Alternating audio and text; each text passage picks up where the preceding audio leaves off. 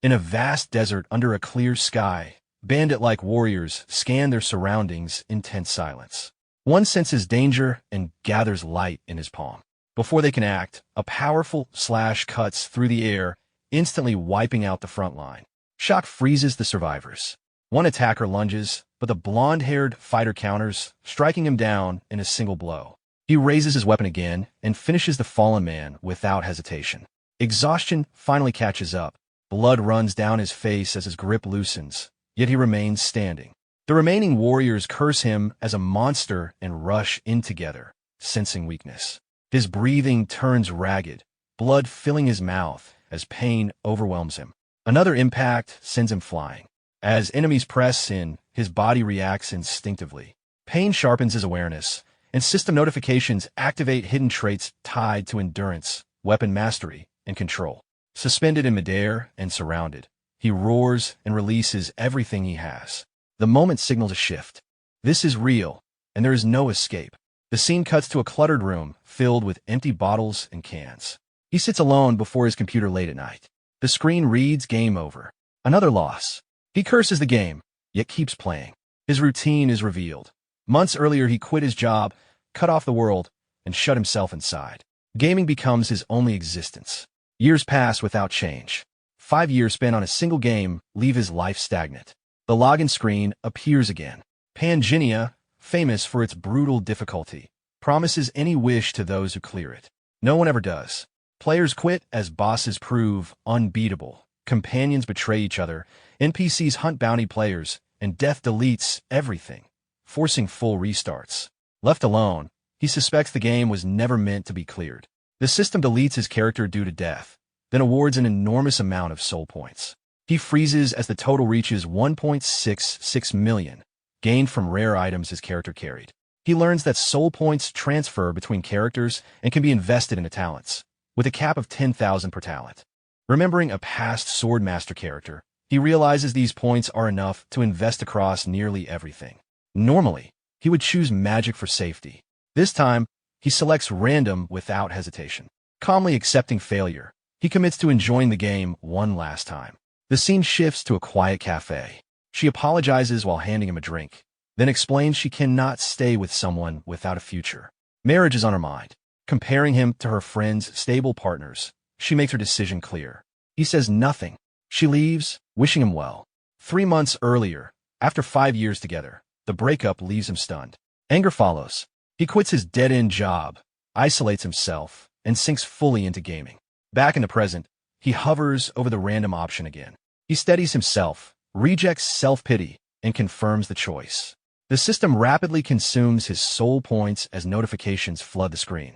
A hidden piece activates. Another message appears, congratulating him and stating he has been invited to Pangea. The wording feels unfamiliar. He realizes the game is showing him something he has never seen before. Before he can react, the screen erupts in violent motion. A powerful force pulls him forward as the world distorts. A deafening roar follows, and a furious presence curses the world itself. Crushing pressure slams into his body from every direction. He screams, clutching his head as pain overwhelms him. In the chaos, he realizes a voice is speaking directly inside his mind. This is no longer a game. The force throws him back. He crashes onto the floor of his room, gasping as red system messages appear on the screen, declaring his arrival in Pangea. His consciousness fades. He awakens in a harsh desert environment. Voices curse and order him to stand as armed men surround him. A threat follows, collapse again, and he will be fed to the High Dragon. Heavy footsteps and massive claws confirm the creature's presence. Chains bind his wrists as captives are forced forward. When he finally sees the towering dragon, fear tightens his chest. A guard strikes him from behind, forcing him to move. He collapses again, coughing as boots march past. Dragging himself up, he realizes survival is his only option. Looking around, he sees exhausted captives under guard. The Hydreigon matches the monster from Pangea. The rocky desert ahead feels familiar. Quietly, he calls up the status window. A blue holographic screen appears. The system is real. His stats are abnormal. Every base stat set to 12, along with 13 active hidden traits. Warnings tied to the world itself hint that Pangea is unstable. The realization hits him. He hasn't logged in. He has inner Pangenia. Tension spreads.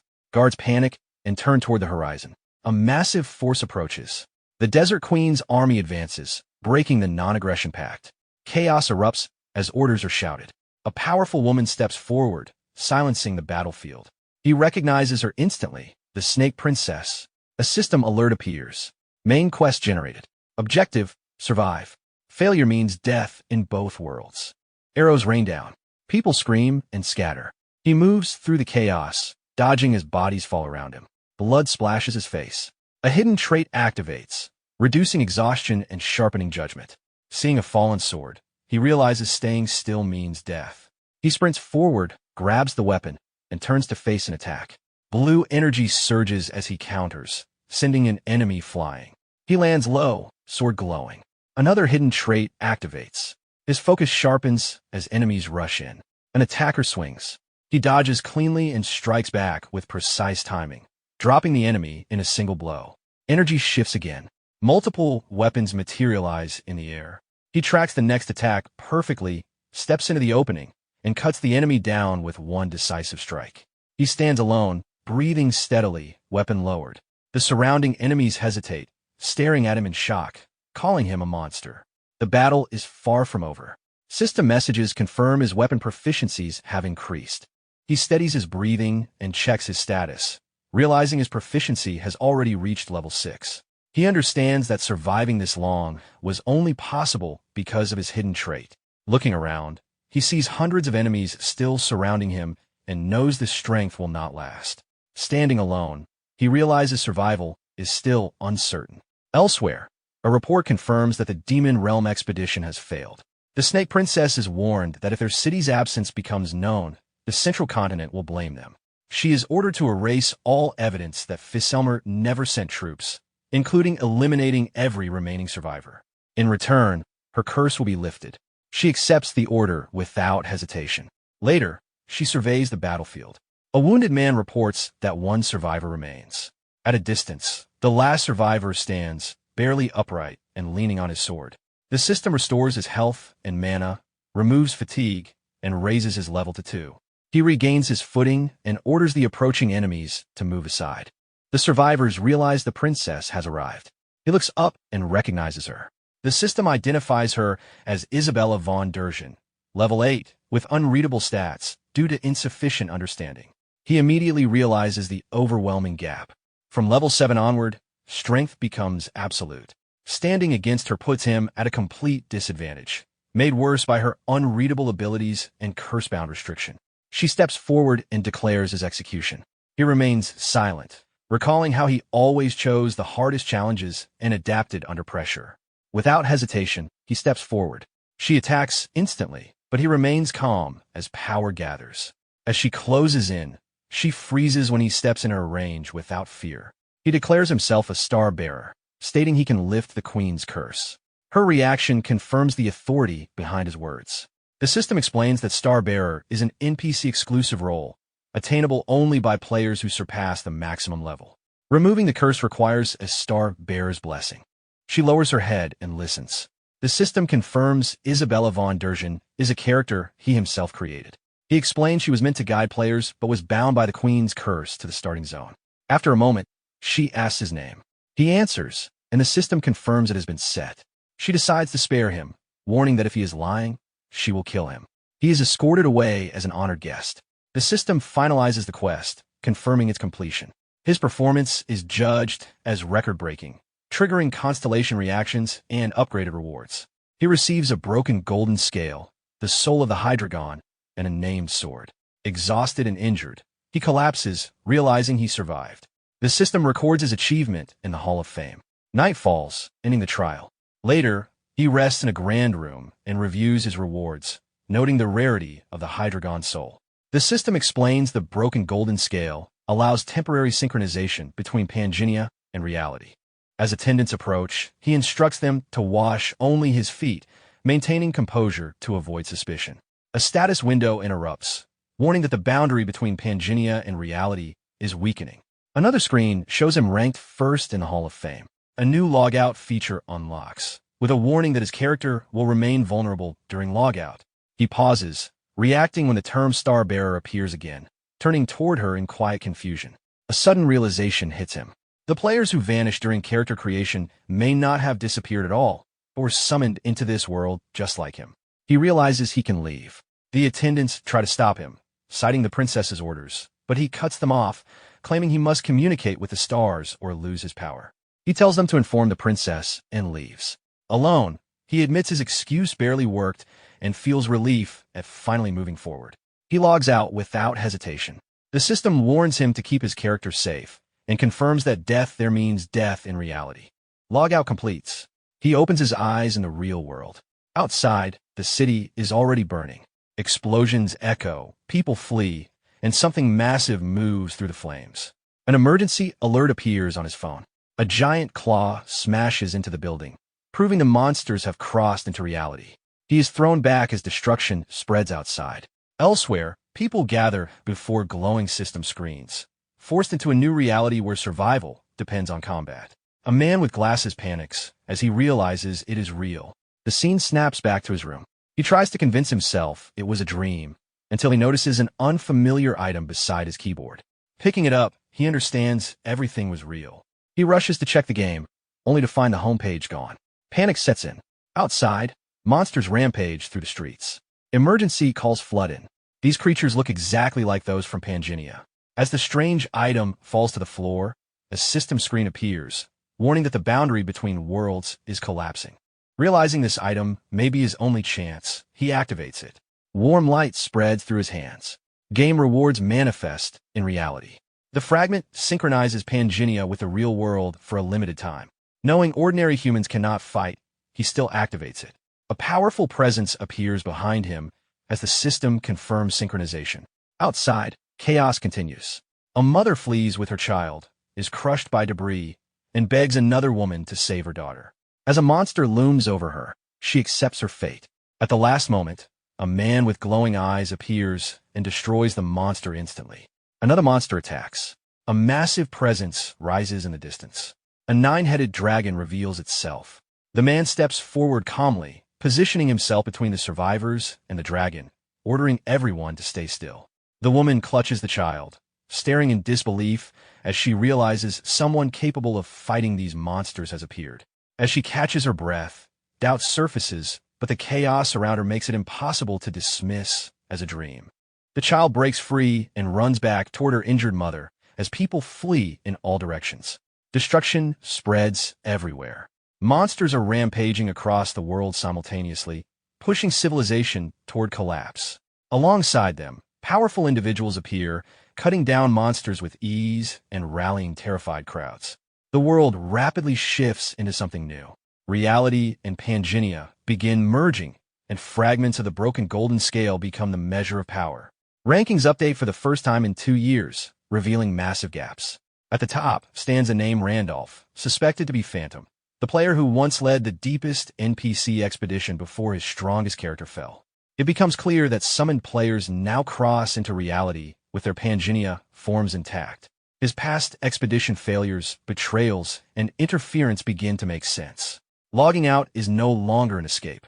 Survival now depends on becoming stronger, faster than others. Later, a woman on a throne asks if he has finished communicating with the stars and confirms she has come to fulfill her promise. She sets one condition. He must take her to the sanctuary. She explains that a star exists there, and a system window confirms a class can be obtained inside. The ruined city stands silent under moonlight as blood-stained corridors show a completed massacre. Hours earlier, he eliminates the remaining guards and confronts Isabella, demanding entry to the sanctuary. He explains that after surviving the first main quest, obtaining a class is the next step, and that a star hidden there can lift her curse. Though she warns him of the risks and that entry is forbidden, she eventually allows it. They enter the sanctuary. The system confirms a subquest, warns of extreme danger, venom, magic, and a guardian dragon. He admits this place was originally inaccessible to beginners, and that subquest rewards are irrelevant. What matters is obtaining a class through main quest 2. Dark energy stirs. The sanctuary responds. The atmosphere grows heavy as something hidden awakens. Isabella senses danger and warns of a trap ahead. He steps forward calmly, admits he missed it, and asks if she is afraid. She mocks him, but he insists they move forward and lifts her onto his back. Ignoring her protests, he charges ahead, triggering the trap. The ground collapses and they plunge into the abyss. Mid-fall, a hidden trait activates, granting him special vision. He confirms that an invisible path exists and that it is the real way forward. She panics inwardly, unable to understand how he can sense a path she cannot perceive. When she questions his confidence, he brushes it aside, noting her fear of heights and calmly stating that carrying her is not an issue for him. Irritated by his relaxed attitude, she snaps back. As they move forward, an odd sense of familiarity settles in, like reconnecting with someone long known. She asks if they have met before, but he remains silent, observing her reaction. As they ascend glowing stairs, she insists they have never shared the same space before and that he has never truly seen her. Blue energy surges as the surroundings distort and a barrier spreads across the area. He explains that it is a domain barrier that conceals the domain from anyone who strays off the correct path, confirming they are moving properly. He recalls that the next stage should appear here. The ground splits open, revealing a dark cavity with a red core. The earth shakes as stone figures rise, followed by a massive guardian whose chest glows red. He identifies it as a high-grade golem and notes that contact at his level would mean instant death. While he casually asks if her condition has improved, she tells him to stay focused. The golem charges and swings its massive arm. She stands her ground. Golden restraints bind the arm mid-swing, and it shatters in an explosion. She moves through the debris, strikes the exposed core, and destroys the guardian. He observes calmly, noting her precise execution despite her level. As rubble falls, the system offers him the Golem Maker class, counting her kill as his own. He reviews it, recognizes its value, and rejects it without hesitation, confirming someone else here can grant the class he wants. The purple miasma thickens as Isabella stops. A massive mountain wrapped in ominous energy appears. A system message states that the old king, master of the mountain and guardian of the nameless star, has been angered. He realizes their true destination is ahead. A massive presence descends. The dragon-like keeper does not attack immediately. He notes its calm nature and reassures her. Suddenly, a shockwave knocks her down. The serpent reveals itself as the sanctuary's challenger, declaring that proof of worth is required. He realizes it has mistaken him as the challenger and that the battle has begun without his intent. The pressure intensifies as the serpent declares that failure means death. Memories surface of clearing this sanctuary before, never facing this entity. He realizes something has changed. The guardian is revealed as Drameth, the ancient king empowered by star energy. Previously, he survived because he was overwhelmingly stronger. Now he is not. Isabella is struck down and struggles to move, weakened by the sanctuary's miasma.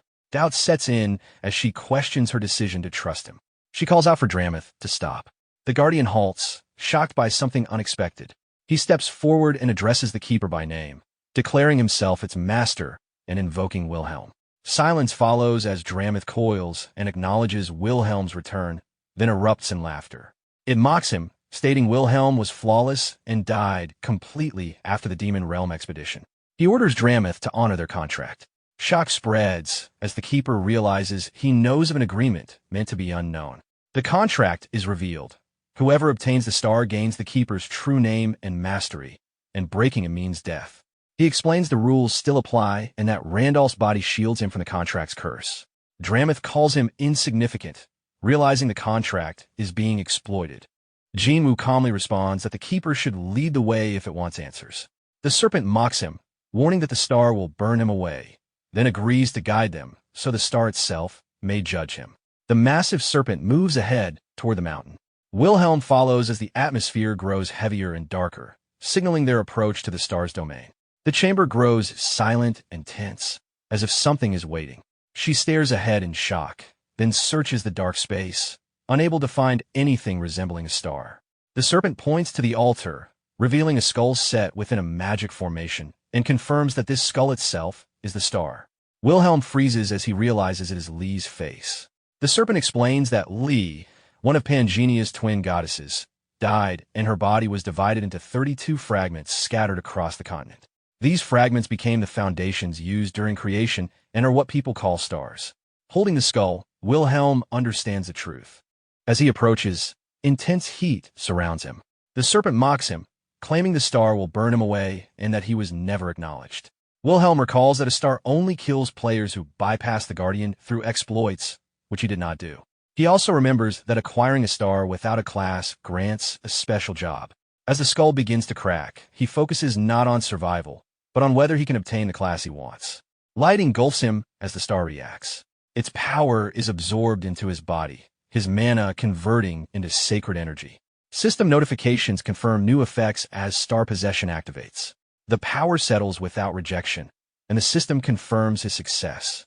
Wilhelm has obtained the star successor class. She watches in disbelief as he turns back calmly, unaffected. He asks what she intends to do now that her curse can be lifted. She states her goal is to leave the desert and return to the Durjan bloodline. He offers to bless her so she can leave, on the condition that she serves him for 1 year. After that, he will grant her freedom and help her find her family. She hesitates, then kneels and accepts. He acknowledges her choice and confirms the hierarchy, stating that the master of the star is now her master as well. Dramit hesitates, then submits. Wilhelm orders the Guardian to lower its head, asserting authority. A system calculation follows, showing an unprecedented score and upgraded rewards. The impact of the results leaves observers stunned. The scene shifts. In the real world, players gather in a quiet cafe, discussing whether Randolph is truly Phantom. They speculate about his return, his ranking potential, and how to track him, settling on using the secret auction hall as bait. Before any plan is finalized, the system updates. The Hall of Fame refreshes, placing Randolph first with a massive score gap. Shock spreads as they question what class could produce such results. Back in Pangaea, the Sanctuary Exploration subquest is completed. Wilhelm escapes the desert while finishing exploration, gaining experience and leveling up to 3. As a star successor, leveling is slower, but his overall stats rise significantly. He reviews his rewards, noting several items far beyond his level, including a shadow cloak that grants invisibility. Suddenly, the sanctuary shakes. The Guardian senses intruders. Isabella identifies them as the Queen's pursuit squad. Wilhelm notes that fighting directly would be inefficient and decides retreat is the better option. While Dramit holds them back, they run. He explains that the Guardian cannot leave the sanctuary and that their only escape is the warp gate at the desert's edge. With her curse lifted, Isabella can pass through, but the gate requires time to activate. They arrive before the warp gate and wait as its activation begins. She grows uneasy as he explains that once the gate activates, they will be out of the desert. He confirms it, but adds they must endure until activation, which will take roughly half a day. With nowhere to hide and pursuit squads likely tracking them, delaying the enemy inside the sanctuary is their only advantage. He explains that during this time, he must communicate with the star and cannot remain logged in, as he needs to verify what is happening in reality. She asks directly if she can trust him. He assures her that he will protect her. She stays behind as he prepares to leave. A system warning appears about logging out in a safe location, followed by confirmation. He wakes in a real world on his bed, still adjusting to the sensation of returning to his own body. Checking the news, he finds no disaster reports and concludes that monsters have not yet appeared. He realizes the two worlds are slowly merging and decides he must return periodically to monitor the situation. His phone rings. It is Kim Sion. At a cafe, she scolds him over the phone about money and past promises. He suggests talking in person, but she ends the call, irritated. Later, they meet. She speaks casually, hinting at regret and asking if he missed her. He remains distant and distracted. When she presses him, he stands to leave. She grows angry, but he calmly asks if her new boyfriend knows she is meeting him. She freezes. He points out her inconsistency and walks away. Another man suddenly confronts him, escalating into violence. The attack is stopped instantly as he counters with overwhelming control. The man is subdued, and the woman nearby stares at him in shock. He realizes his strength, in reality, has changed. When the attacker charges again, he ends it with a single strike. Police arrive. Kim Hannah, a reporter from CK Broadcasting, intervenes, questioning why the helper is being treated as the aggressor. Recognized by the officers, she defuses the situation. She gives him her card, mentioning her coverage of Dimension Warriors. Kim Hannah pressures the police officers by implying that she could report the entire incident publicly. The officers immediately realize the situation could become troublesome, especially after recognizing that CK is a major broadcast station. At the same time, people in the crowd begin recognizing her. They recall seeing her recently on YouTube and television after she saved a child from a monster, confirming that the reporter in front of them is indeed Kim Hannah. Realizing that the situation could attract public attention, the police decide not to escalate things further. They allow the reporter to accompany the complainant directly, and the matter is settled as they leave the area. Afterward, Kim Hannah thanks Park Hyun-myung for what happened earlier. He brushes it off casually. She then gives him her business card and explains that she covers cases related to Dimension Warriors. Hyun-myung is confused by the term, so she briefly explains that it refers to the mysterious individuals who appeared during the day monsters invaded from another dimension and defeated them. These individuals are widely referred to as Dimension Warriors. He internally connects the term with players. He also finds it interesting that people rarely mention Pangea directly, and instead prefer the explanation of an invasion from another dimension, since that sounds more believable than the idea of a game becoming reality. Kim Hannah then politely asks if she can have his business card as well. At that moment, Kim Seoyeon, Hyun-myung's ex-girlfriend, suddenly runs over in a panic. She grabs his arm while anxiously checking if he is hurt. Seeing the interaction, Kim Hannah assumes that Seoyeon might be his girlfriend. Hyun-myung immediately pulls his hand away and clarifies that she is not. He also mentions that he unfortunately does not have a business card. Instead, Kim Hannah asks for his phone number. He agrees and enters his number into her phone. While this happens, Seoyeon watches the situation in visible shock. When Kim Hannah checks the saved contact, she notices his name, Park Hyun-myung, and compliments it.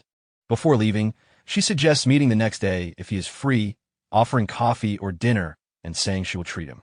Hyun-myung accepts the invitation, and the two agree to meet. Kim Hannah then leaves the area.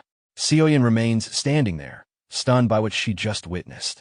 She cannot believe how easily Hyun-myung interacted with another woman right in front of her, and her thoughts quickly turn into anger directed at him. As Kim Hannah walks through the streets afterward, her phone begins to ring. She answers the call and hears a colleague from the station jokingly introducing himself with an exaggerated title. She corrects him, reminding him of her name and asking him not to call himself that. The caller then informs her that the chief has gone on a business trip and left a task for her. Confused, she asks what the task is. He explains that the station wants her to secure an interview with Gracia. The name immediately surprises her. Gracia is widely known as the hero who saved America, and she cannot understand why someone that famous would specifically request her. The caller admits he does not know the reason either, but confirms that the so-called superhero personally asked to meet her and even plans to come to Korea. The scene then shifts back to the sanctuary. Isabella has already eliminated several soldiers while protecting Hyun-myung. After a short while, more soldiers arrive at the location. Despite the growing number of enemies, Isabella remains standing calmly in place. One of the soldiers calls out to Isabella, addressing her as the Snake Princess and delivering the Queen's command. They demand that she return and surrender the slave standing behind her, promising that everything will be forgiven if she complies quietly. Instead of responding with hesitation, Isabella simply raises her sword and dismisses the demand as foolish. The soldiers immediately brand her a traitor and begin advancing toward her with the intent to execute her. Despite the approaching threat, Isabella does not move and continues standing in place. At that moment, a bright blue light suddenly appears behind her as a portal gate opens. The soldiers stop and stare in disbelief at the sudden phenomenon. Shortly after, Park Hyun-myung regains consciousness and approaches from behind Isabella. He acknowledges that she managed to hold out until he returned. Isabella then asks whether he finished communicating with the star, and he confirms that he did. While the soldiers hesitate, one of them shouts at the others to stop waiting and carry out the execution. Hyun-myung calmly raises his hand and states that since Isabella kept her promise to protect him, he will also keep his own promise. A golden light begins to gather in his palm. When he clenches his fist, the gathered energy triggers a powerful explosion. Using the exclusive skill of the star, known as Star Scratch, he releases all of his stored star force as blazing flames. The attack spreads outward and engulfs the soldiers from every direction, burning them instantly as they cry out in pain. After the attack, Hyun-myung declares that the moment of liberation has arrived and that it should be celebrated. Isabella witnesses the display of power and becomes deeply shocked, recognizing it as the power of a star seer. Hyun-myung then turns to her and tells her that if she wishes to return even now, he will not stop her. Isabella hesitates briefly as she considers the choice. After a moment of thought, she decides that she will not return and instead chooses to follow him. With that decision made, she steps through the portal gate with him. Soon after, a notification informs Hyunmi-young that Isabella's limit curse has been nullified by the star's blessing. The system also indicates that from the Kaltzman Desert there are 12 cities available for warping, and the central continent city, known as Arcana, has been selected. The war process then begins. The scene shifts as they arrive in Arcana, known as the Golden City. The city operates entirely on material wealth, and anyone without enormous amounts of gold would normally not even consider entering it. Hyunmi-young and Isabella walk into the city together. Isabella observes the surroundings and is struck by how luxurious everything appears. Hyunmi-young explains that in this place money truly solves everything, and that their first priority is to obtain enough gold for basic living. Isabella then reveals that she brought a pouch containing 300 gold. However, Hyunmi-young explains that the amount is barely enough to cover food and a place to stay for a single night in a city like Arcana. The information shocks her, since in the desert the same amount of gold could buy 10 slaves and would normally be considered an enormous sum. She struggles to understand how prices could be so drastically different from the Kaltzman Desert and begins wondering what they should do next. Hyunmi-young calmly tells her that there is nothing to worry about because money is practically lying around nearby. Confused, Isabella asks what he means. Instead of answering directly, he points toward a casino in the city. Realizing his intention, she becomes surprised but stays silent. Hyunmi-young then stands confidently in front of the casino entrance, assuring her that there is no need to worry because he considers himself a very lucky person. Arcana is known as the Golden City, also called the City of Pleasure. In Pangenia, where every major city functions like its own kingdom, this particular city operates under a single rule. Money decides everything. The place where most of that money eventually gathers is the famous Hudson Casino. The casino building shines with bright lights, and a large crowd waits outside in a long line to enter. Guards stand at the entrance controlling access. When Hyunmi-young and Isabella reach the gate, the guard explains that entry requires a deposit of 10,000 gold. The amount immediately shocks Isabella. She quietly reminds Hyunmi-young that after washing up and buying clothes, they only have about 100 gold remaining. Hyunmi-young calmly explains that the money they had was never going to be enough for the casino anyway, and that buying proper clothes was necessary. Their delay begins to irritate the people waiting in line behind them. Some complain that if they cannot pay the deposit, they should move aside instead of wasting everyone's time. The guard also asks them to step aside if they cannot provide the required amount.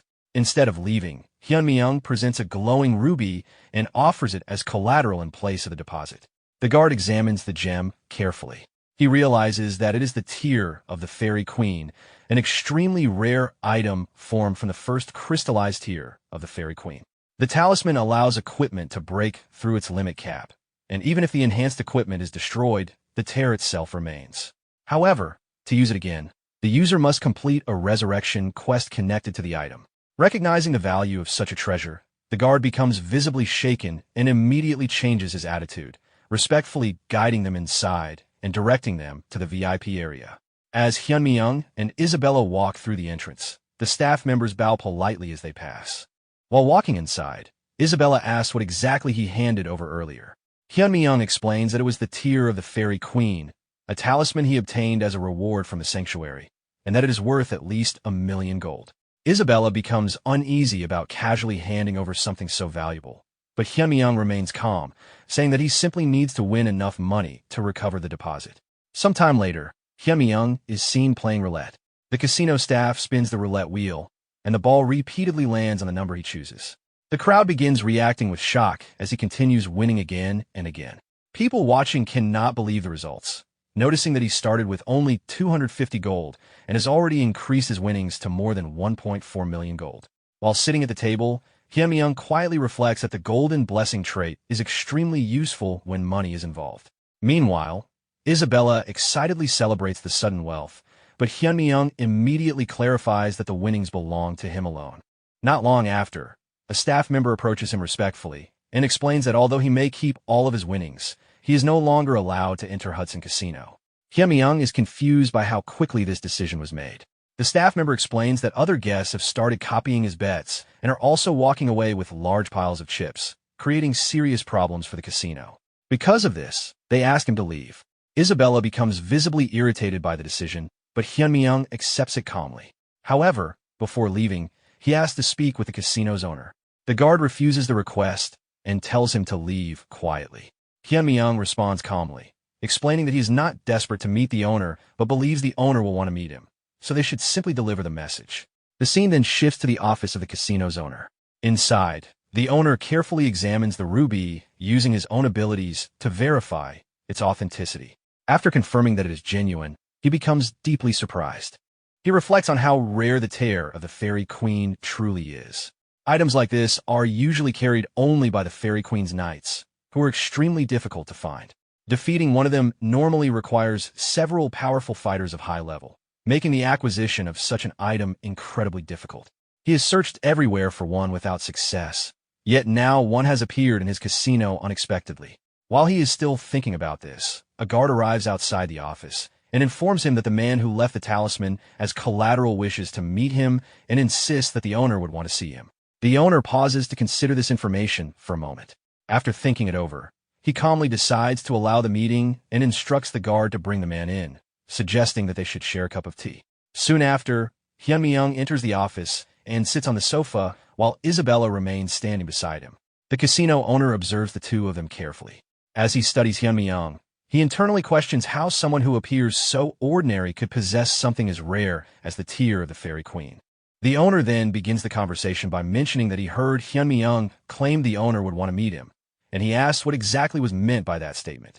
Hyunmyeong calmly explains that there was nothing particularly deep about the remark.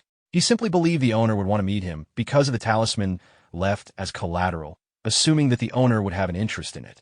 The statement surprises the owner, but he quickly regains his composure. He then admits that he does indeed collect rare talismans as a hobby and confirms that he was planning to request a meeting in order to purchase the talisman Hyunmyeong left behind. Hyunmyeong calmly says that he is willing to sell the talisman if the price is right. Hearing this, the casino owner quickly proposes an offer of 2 million gold, describing it as a generous price. The amount shocks Isabella, who cannot believe that a single talisman could be worth such an enormous sum. However, Hyunmyeong immediately counters the offer by naming a much higher price, 20 million gold. The owner is taken aback by the demand and points out that such an amount could easily buy a mansion in Central Arcana. From his perspective, even a rare item like the Tear of the Fairy Queen is still mainly used for refining equipment, so he questions whether it could truly be worth that much. Hyunmyeong calmly explains that he himself does not necessarily believe it is worth that price, but the owner certainly does. The owner tries to dismiss the idea by saying he cannot spend such a large amount on something that is merely part of his personal collection. Hyunmyeong then reveals the real reason the owner wants the item. He explains that the talisman is not simply a collectible for him, but a necessary tool if he wishes to enter the city council. The minimum requirement for joining the council is reaching level 10, but reaching that level normally requires personal combat ability. For someone like the casino owner, who is not a combatant, overcoming that barrier would be nearly impossible. The Tear of the Fairy Queen provides a way around this problem because it removes the minimum stat requirements on equipment. By using equipment far above his own level, the owner could compensate for his lack of combat strength.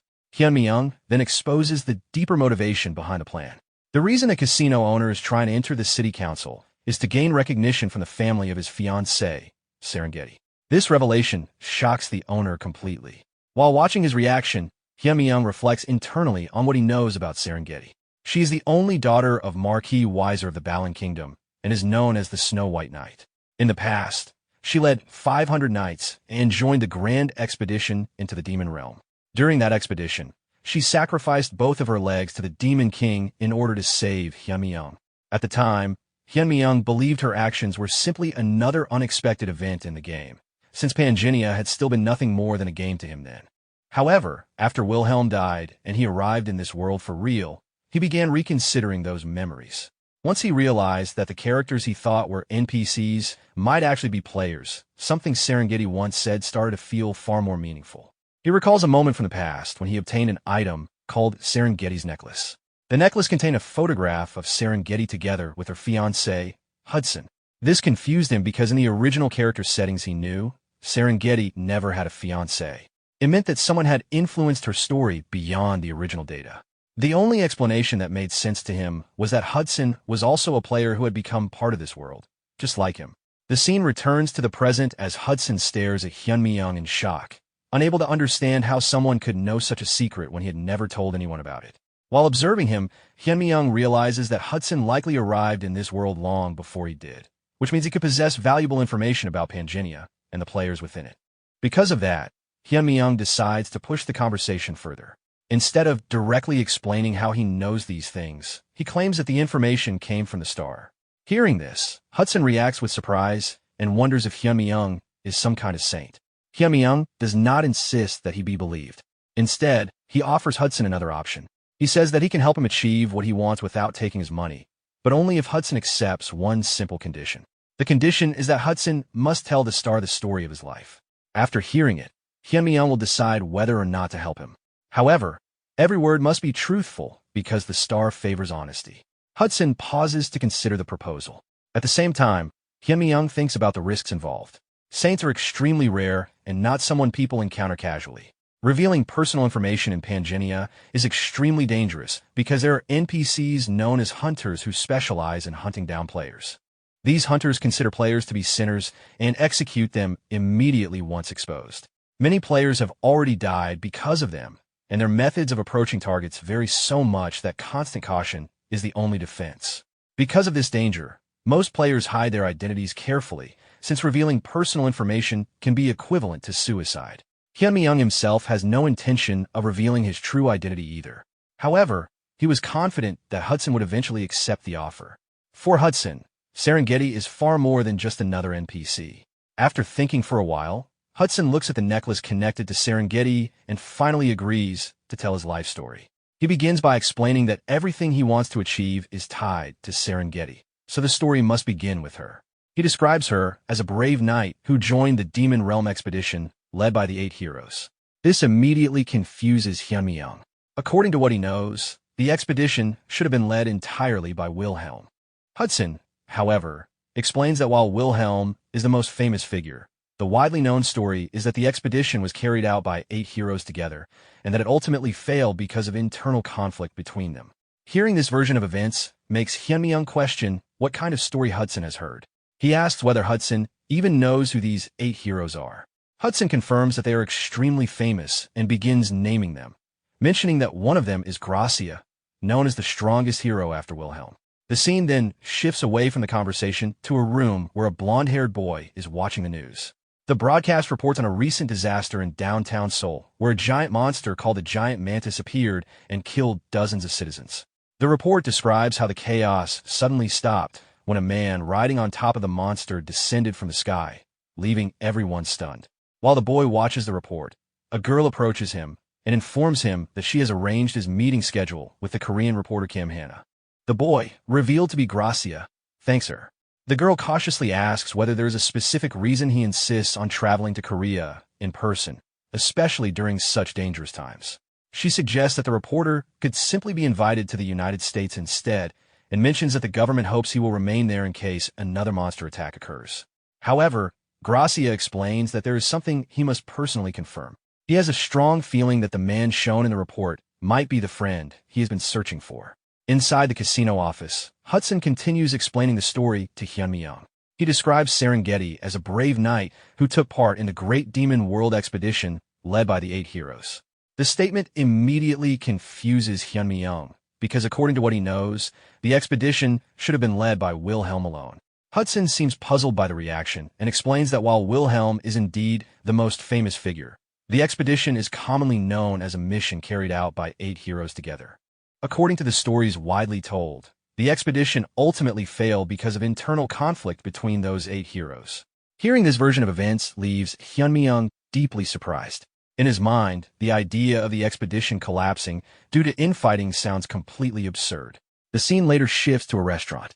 Hyun-mi-young sits at the table, staring awkwardly at the food in front of him. Kim Hannah notices his distracted behavior and asks whether the meal does not suit his taste. He explains that the food is not the problem and that he is simply tired because something happened the previous day. While sitting there, he reflects on the previous night. After asking Hudson to tell his life story, Hudson ended up talking all night while crying and rambling about his past. Although the conversation was exhausting, Hyun-mi-young did manage to gather information about the 8 heroes. Because he stayed logged in all night, he ended up arriving 10 minutes late for his appointment with Kim Hannah. Looking around the restaurant, he also wonders if the place is too expensive and feels slightly uncomfortable eating without paying. Kim Hannah reminds him that he helped her by getting rid of the stalker before, and she believes that treating him to a meal like this is still not enough to repay that help.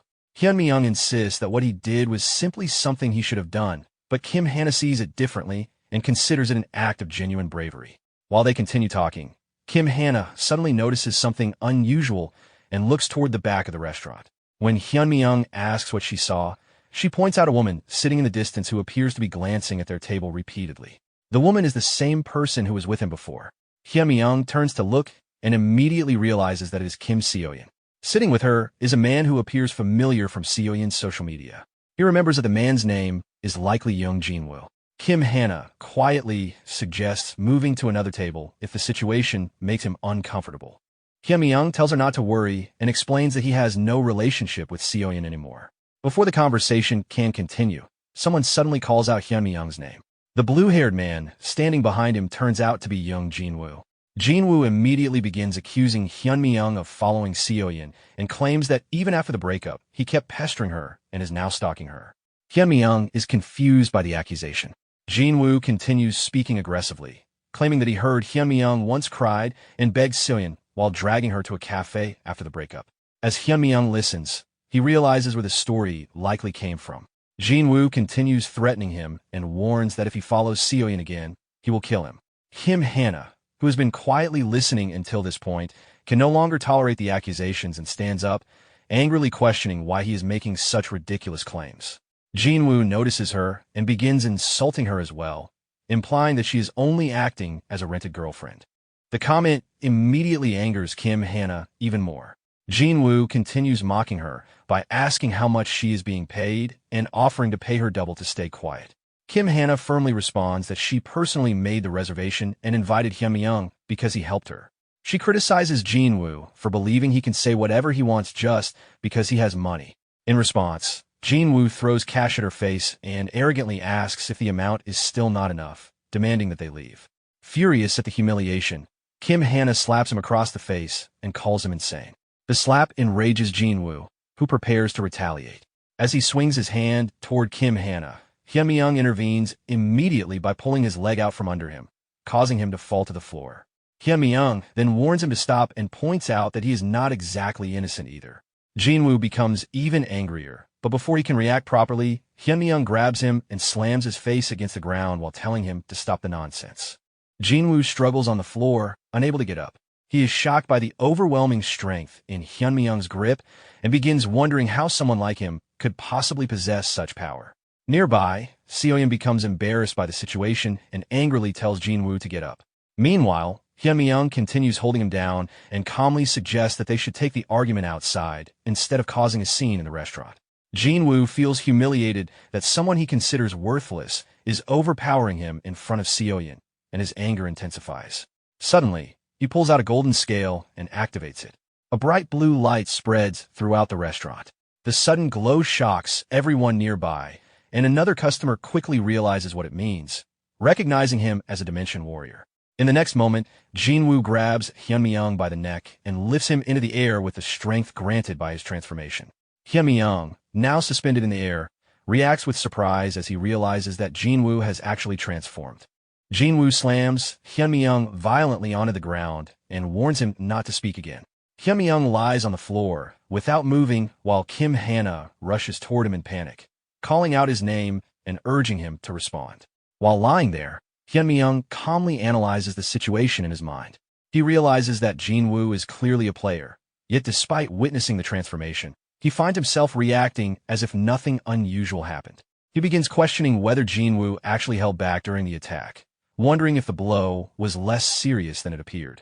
Jin-woo, still irritated, accuses Hyun-mi-young of humiliating him after he briefly lowered his guard. While remaining on the ground, Hyun-mi-young activates his hidden trait, Great Sage, and scans Jin-woo. The scan reveals that Young Jin-woo is a level 4 spearman. Hyun-mi-young reflects on how the leveling system of Pangenia works. From level 1 to 10, the experience required to level up increases significantly at each stage. In addition, the number of talents a player possesses also affects the amount of experience needed. Players with more talents become stronger overall, but they level up much more slowly. Jinwoo clearly belongs to the group with fewer talents. However, the real reason his level remains low is much simpler. He has never truly fought before. Hyunmyeong recalls how Jinwoo, a beginner gamer, had spent his time running away ever since he was suddenly synchronized with Pangenia. Through a few fortunate events, Jinwoo managed to survive the main quest. Later, through another stroke of luck, he obtained a relatively high-tier class. After ranking high enough to gain the ability to log out, he stopped returning to Pangenia entirely. Hyunmyeong understands that not everyone began with an advantage like the heart of the iron-blooded monarch. Adapting to this world would not have been easy for most players. Seoyeon approaches Jinwoo and urges him to stop, pointing out that people are staring and suggesting that they leave. Jinwoo agrees, saying his mood has already been ruined. Before leaving, he warns Hyunmyeong to consider himself lucky that he survived because of Seoyeon and tells him never to approach her again. While still on the floor, Hyunmyeong watches him leave and quietly notes how careless Jinwoo is. He openly revealed himself as a player and even wasted the remaining time of his golden scale transformation without concern, something that could eventually put him in danger. Kim Hana rushes to Hyunmyeong again and anxiously asks if he is alright. He sits up and reassures her that he is fine. She immediately suggests reporting the incident to the police, but Hyunmyeong declines. He points out that they also started the physical confrontation, so it is better to let the matter go and simply finish their meal. Before the situation can settle, the ground suddenly begins shaking. People inside the restaurant panic, believing it might be an earthquake. Hyunmyeong carefully observes the sensation and quickly recognizes something familiar. He realizes that the phenomenon might be the beginning of another corrosion event. Suddenly, the ceiling and floor of the restaurant break apart, and numerous monsters emerge from the cracks. The sudden appearance causes chaos inside the building. Kim Hana panics and insists that they must run. Hyunmyeong immediately quiets her and tells her to wait for a moment. As the monsters move around the restaurant, customers scramble in fear, trying to escape. However, Hyunmyeong notices something unusual. The creatures are not attacking the people directly. After observing them more carefully, he realizes that the monsters are cheed worms. These creatures normally scavenge corpses rather than attacking living humans, and if they are not provoked, the greater threat that usually accompanies them does not appear. As the creatures approach, Seoyeon panics and begs Jinwoo to do something. Jinwoo gathers energy into his fist, preparing to attack. The moment Hyunmyeong sees this, he immediately shouts for him to stop. However, Jinwoo ignores the warning and unleashes an energy attack, instantly killing one of the creatures. Jinwoo becomes surprised by the result, realizing that he destroyed the monster in a single strike. The sudden success boosts his confidence, and he begins attacking the remaining creatures aggressively. The surrounding crowd watches him in amazement, praising him as a Dimension warrior while using the opportunity to run away from the restaurant. As he continues killing the small monsters, Jinwoo starts believing that the creatures are not very dangerous and wonders if he had been afraid for no reason until now. Meanwhile, Hyunmyeong quietly tells Kim Hana to move as far away as possible. When she asks why, he clarifies that she should get as far away as she can from Jinwoo. Suddenly, a strange red fog begins filling the restaurant. Visibility drops rapidly, and people panic as they realize they can no longer see clearly. Jinwoo also becomes alarmed as the fog blocks his vision completely. Within the thick red mist, two hands suddenly appear and grab him from behind. Shocked by the sudden attack, he barely has time to react. Behind him, a glowing red eye slowly appears in the darkness. Then a chilling voice echoes through the fog, demanding to know who killed its children. A system notification suddenly appears, informing Hyunmyeong that an elite monster called the Cheed Mamba has appeared. The system also indicates that defeating it normally requires a raid party of around 20 people at level 6. Inside the thick red fog, the monster covers Jinwoo's eyes with its hand and takes control of his body. Under its influence, Jinwoo begins moving forward while being ordered to kill everyone present. Meanwhile, a terrified customer struggles to see anything in the fog and begins coughing while trying to understand what is happening. With his vision blocked, he cannot see the danger approaching. Jinwoo, now completely controlled by the monster, walks toward the man with his weapon raised, preparing to kill him. The frightened man panics as he realizes that something is wrong. Another notification appears, revealing that the blood of the Cheed worm has triggered a status ailment, causing hallucinations among those affected. Jinwoo swings his weapon toward the man, who becomes completely confused and terrified by the sudden attack. Before the blow can land, Hyunmi-young intervenes and cuts off Jinhwa's attacking hand, stopping the strike. After stopping the possessed player, Hyunmi-young moves forward toward the source of the disturbance. He states that he had hoped not to get involved, but the monster crossed the line. He then demands that it reveal itself. In response, a voice begins laughing loudly within the fog, commenting that it has found an interesting human. Soon after, the red monster, known as the Chid Mamba, appears in front of him. Hyunmi-young calmly faces the creature. At the same time, Kim Hana runs through the fog, desperately calling out for Hyunmi-young while trying to find him. While engaging the monster, Hyunmi-young reflects on the situation. The thick fog created by the Chid Mamba has blocked everyone's vision, which gave him the opportunity to transform without being noticed. However, even with that transformation, the monster is not an easy opponent.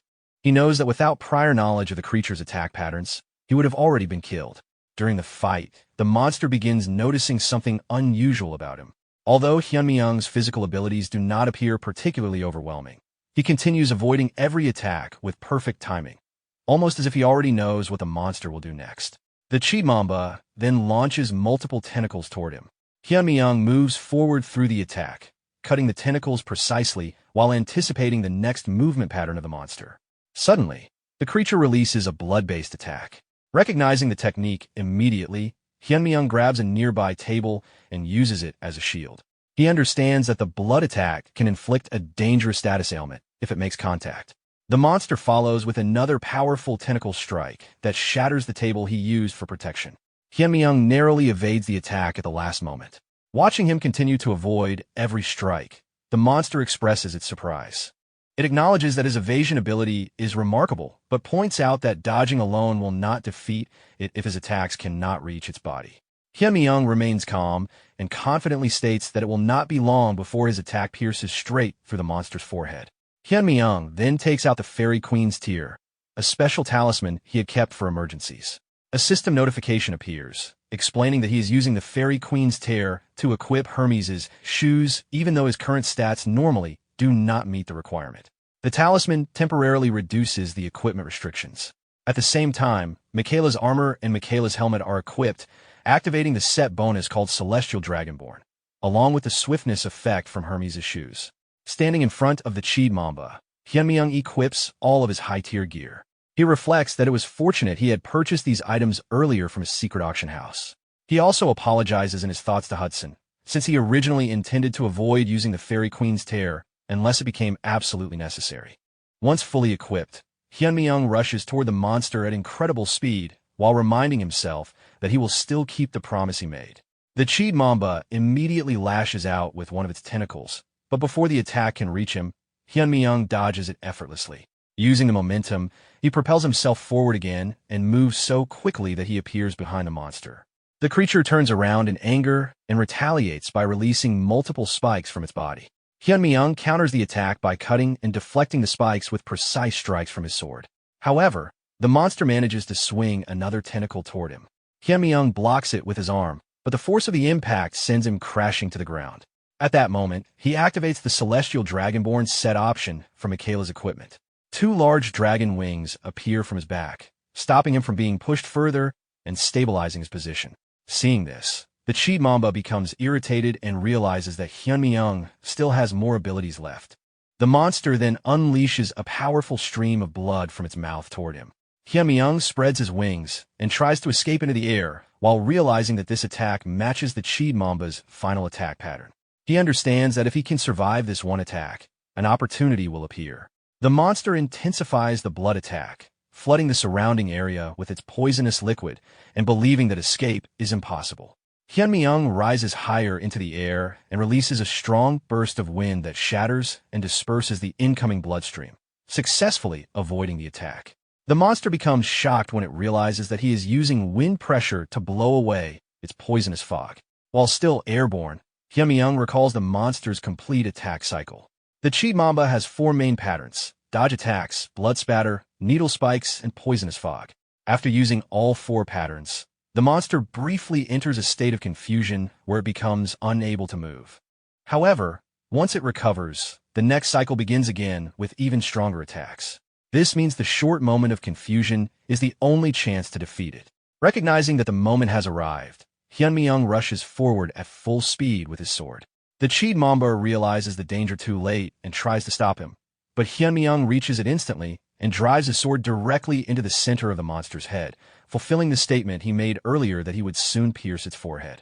After the battle ends, a system notification appears informing Hyunmyeong that he has successfully eliminated the elite monster Cheed Mamba. The system shows that his contribution to the battle was 100%. He also begins absorbing the broken golden scale fragment, which starts a timed effect. The system displays the remaining duration for the fragment and also indicates the current progression toward the collapse of Pangea, which has reached 9.1%. As a reward, he additionally obtains an item called Lucky Dice. The monster's body collapses onto the ground, while Hyunmyeong remains standing nearby. As the creature dies, the thick fog that had covered the area slowly fades away. People in the restaurant begin to notice that the fog is disappearing, signaling that the danger has ended.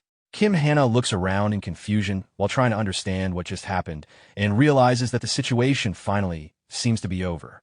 Hyunmyeong quickly equips an invisible cloak, hiding his identity before anyone can clearly see him. While looking toward him, Hana recognizes the figure and remembers the mysterious person who had saved her earlier. She calls out and asks if he remembers her. Seeing that Hana is safe, Hyunmyeong silently acknowledges it to himself. However, instead of responding, he activates the cloak and disappears from sight before she can get closer. Hana asks him to stay and talk for a moment, but by then he is already gone. She remains standing there, staring at the dissolving body of the monster while still confused about everything that happened. Shortly afterward, Hyunmyeong returns after transforming back into his normal appearance. He approaches Hana from behind and calls her name. She turns around and reacts with relief when she sees him. Hyunmyeong tells her that he finally found her after they were separated during the chaos and asks if she is hurt anywhere. Hana assures him that she is fine. Hyunmyeong says he is relieved that she is safe and comments that he never expected them to get caught up in something like that. While speaking with him, Hana notices blood on one of his fingernails and asks if he has been injured. Hyunmyeong quickly brushes it off, explaining that it must be monster blood that splashed onto him and tells her not to worry. However, he realizes internally that he had not noticed the blood on his nails before. Hana becomes suspicious because his clothes are completely clean while only his nails have blood on them. She also remembers that he remained unusually calm when the monsters first appeared. This makes her wonder if he somehow knew what was happening beforehand. Hyunmyeong casually denies it and claims that everything was so chaotic that he simply spoke without thinking. Hana argues that he clearly looked composed at the time. Hyunmyeong continues insisting that he was actually scared. Although he acts normal, Hana begins suspecting that something about him does not add up, especially since he appeared right after the mysterious person who saved her disappeared. The scene then shifts to the next day. A news broadcast reports that not long after the First Dimension War incident, another similar event has occurred. Members of the Dimension Warrior groups warn that these invasions could continue in the future. As a result, many facilities have temporarily closed, and experts believe that long-term cooperation between the government and these organizations will be necessary. Because of fear and uncertainty, many citizens are staying indoors, leaving the streets unusually empty. At the same time, some people are criticizing the government for previously claiming that another tragedy like the first incident would not happen and for downplaying the scale of damage, which they believe led to additional victims during the second incident. Inside a room, several individuals watch this news report together. One of them comments that the authorities were careless during the first invasion, but are now reacting strongly after the second incident. Another person explains that those who were not directly affected before probably could not fully understand the seriousness of monster attacks, since such events are far outside normal expectations. A third person adds that because the situation was unprecedented, the government likely tried to maintain a sense of normalcy at first. After listening to the discussion, Park Tae-woo, the leader of the Hero Alliance within the Player Alliance, speaks up. He states that this second incident has made everyone realize that these invasions can happen repeatedly. According to him, the current situation creates the perfect opportunity for their alliance to officially launch and begin recruiting talented players before other alliances do the same. Back in the room, the brown-haired woman explains that they are already analyzing the CCTV footage mentioned earlier. Although the video quality is poor, it appears that a single person defeated the Cheed Mamba alone. If that information is correct, she suggests that the person might be Randolph, the player who recently ranked first in a new main quest. The black-haired man raises a concern. According to available records, Randolph has only cleared the second main quest so far, which means his level should only be around 4 or 5. Because of that, it seems strange that he was able to equip Hermes' shoes, which normally require much higher stats. Park Tae-woo, the leader of the Hero Alliance, responds that the player may have used a special talisman to bypass the equipment requirements. Regardless of the exact method, he believes the player is extremely valuable and someone their alliance must recruit. He also points out that the mysterious figure known as Phantom disappeared around the same time this new player appeared. Although it is not certain, there is a possibility that Randolph and Phantom are the same person. Because they cannot trust the other player alliances, Tae-woo insists that they must secure this individual first, especially with a major threat known as the coming rift approaching. The scene then shifts back to the casino, inside the office of its boss. Hudson reacts with shock and panic after learning something important. He realizes that Hyun-mi-young used the Fairy Queen's tear and asks him directly if that is true. Hyun-mi-young calmly confirms that he did use it. Hudson becomes upset because he believed that Hyun-mi-young intended to give the talisman to him. Hyun-mi-young clarifies that he only promised to help him achieve his goal, not to hand over the item itself. He tells Hudson to think carefully about the difference. Hudson is confused by this response. Hyun-mi-young explains that Hudson does not actually need the talisman to accomplish what he wants. According to him, removing the Fairy Queen's tear prevents Hudson from relying on false hope. Privately, Hyun-mi-young admits to himself that he cannot reveal the real reason he used the talisman, which was to defeat the Cheed Mamba. Hudson then asks whether that means there is another way to reach his goal. Hyun-mi-young notices the distrust on his face and jokingly remarks that he might feel hurt by that reaction. Hudson replies that under the current circumstances, it is difficult for him to trust him. Hyun-mi-young simply smiles and tells him to follow along, promising that he will soon give him a reason to trust him. The scene then moves to Arcana, the underground city of gold, specifically within the sewers dungeon. As they walk through the dark sewer tunnels, Hudson questions why they came to such a dangerous place. Hyun-mi-young explains that he wants to clear up Hudson's doubts and also create a waypoint in Arcana before they travel to another location that can grant Hudson's wish. In his thoughts, Hyun-mi-young reflects on the teleport book he obtained earlier from Dramit. The item allows him to teleport to previously explored locations once per day after a short casting time, but it only works in areas that have already been explored and registered as waypoints. Although he originally wanted to explore all of Arcana, there is not enough time, so he decides that registering the sewers dungeon will be sufficient for now. Hudson becomes increasingly nervous and questions whether they're truly planning to explore the dungeon with only 3 people. He explains that the boss monster of this area is a monster rat, a raid boss that normally requires a party of at least 6 level 8 players to defeat. Hyun-mi-young pauses briefly and calmly replies that he is already aware of that. Almost immediately after, a huge creature appears before them. A system notification announces the arrival of the sewer's mutant monster rat, a dungeon raid boss with a recommended raid party of 6 level 8 players. The monster begins roaring and rapidly moves around them at incredible speed. Hudson panics internally because the monster rat is known for using its speed as its primary weapon. Normally, a coordinated group would surround and gradually corner the creature before defeating it. However, they have entered the dungeon without preparation, making the situation seem reckless. While the monster circles them, Hyun-mi-young suddenly calls out to Isabella. She instantly draws her weapon. Hyun-mi-young gives her a precise direction to attack. Following his instruction, she moves immediately and delivers a powerful strike exactly where he indicated. In his thoughts, Hyun-mi-young explains that even the fastest enemy becomes manageable if its attack patterns are known in advance.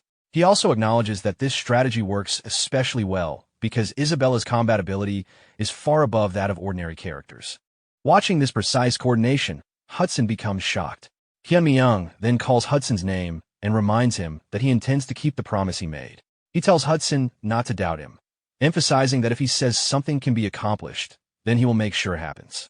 The scene shifts back outside the restaurant where the Cheed Mamba incident occurred. A member of the Hero Alliance reports to his captain that they checked all nearby CCTV cameras but could not find any trace of the person who defeated the monster. The captain explains that even the people who were inside the building during the incident claim they know nothing, making the situation extremely strange. The subordinate suggests meeting Jong Jin-woo again to question him, but the captain refuses. He explains that Jin-woo lost both of his arms during the incident and has become mentally unstable from the shock, so questioning him again would likely be pointless. The subordinate then asks about Kim Hannah, since she appeared to know something during the incident.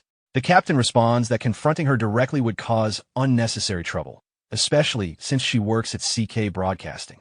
When the subordinate suggests simply waiting outside for her, the captain warns him not to interfere with the situation.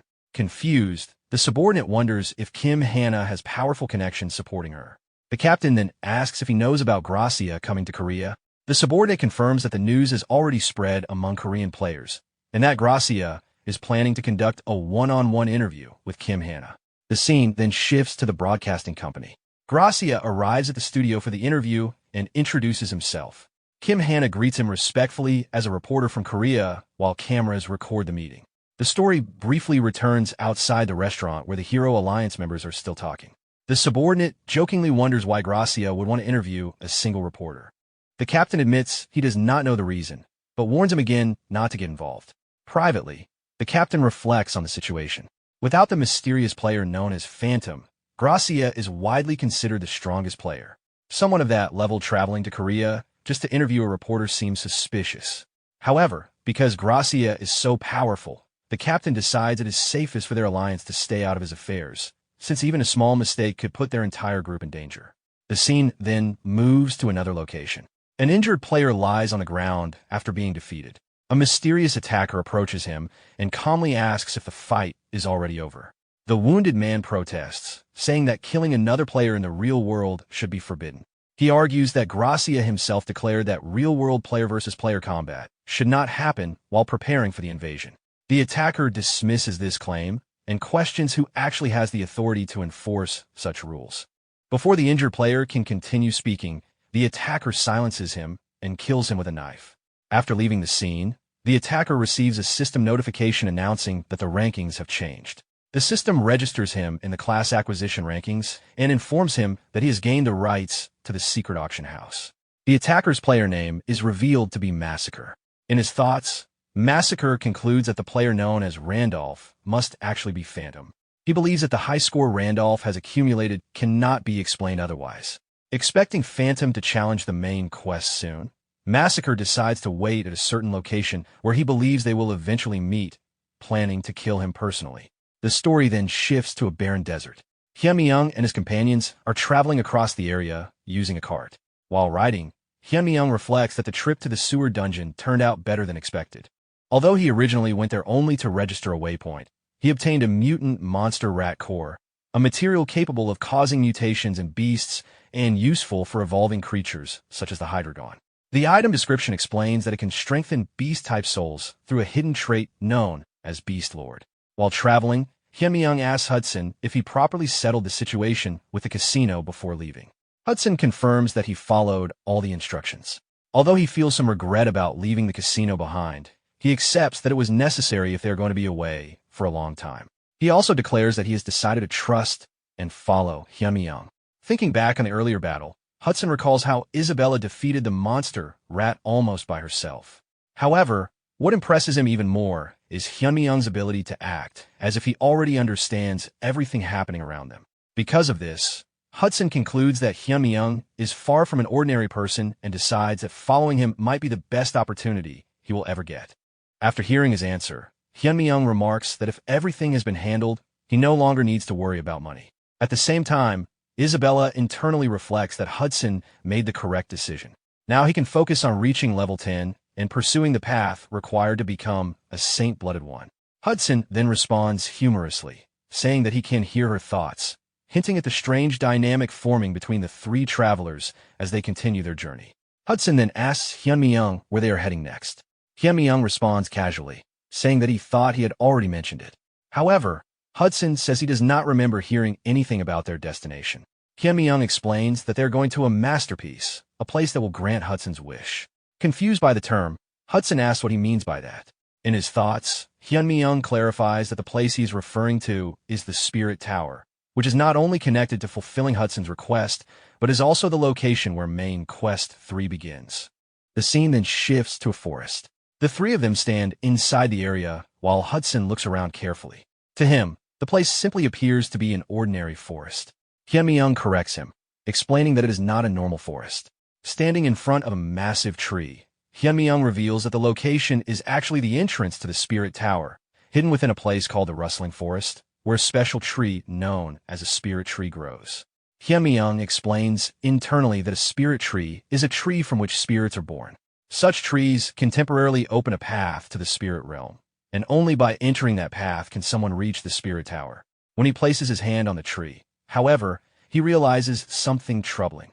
The tree has already died, and not just the tree, the entire forest is slowly dying as well. This suggests that no new spirits have been born there for a long time.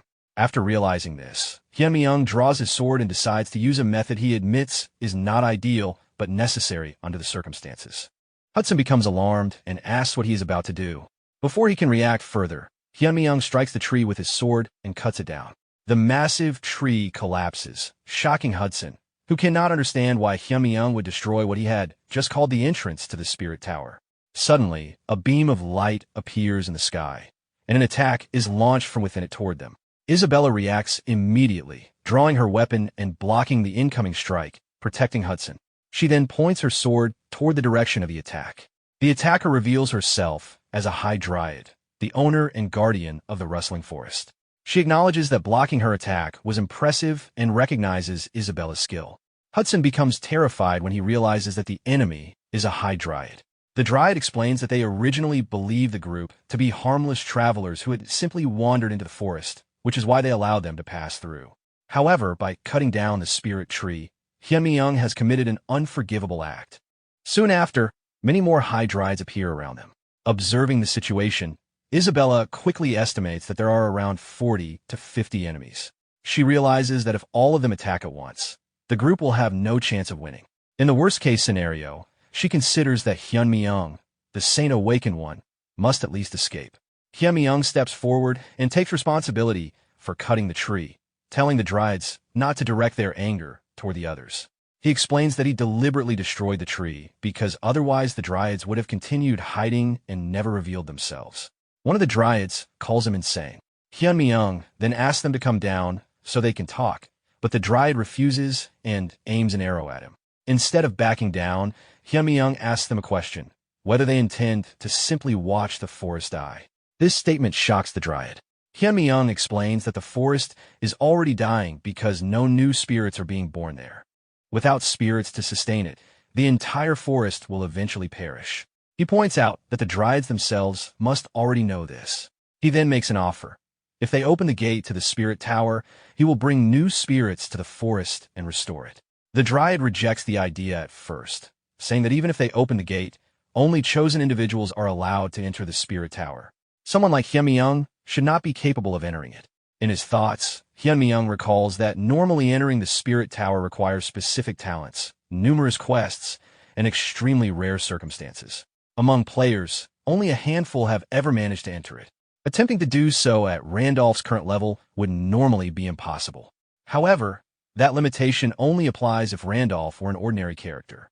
Hyun then tells the dryads to stop arguing and open the gate. At that moment, he activates his hidden trait, Druid's affinity with nature, and declares that he will personally take responsibility for restoring the forest and bringing it back to life. One of the high dryads questions Hyun's claim, asking if he is truly saying that he can save the dying forest. Another dryad immediately reacts with anger, accusing him of lying and shouting that he should be killed for destroying the spirit tree. Soon, many of the dryads begin shouting threats at once, demanding his death. Their leader raises his hand and orders everyone to stop. The leader then descends from a tree branch and lands in front of Hyun. He warns him that if he fails to keep the promise he just made, the consequences will be severe. Hyun calmly assures him that he always keeps his promises and repeats that he will bring a spirit back to the forest. The leader admits that he does not actually expect a human to accomplish something like that, but he decides to allow it for now because if Hyun fails, it will still not be too late to kill him afterward. He then tells the group to follow him. The scene shifts deeper into the forest.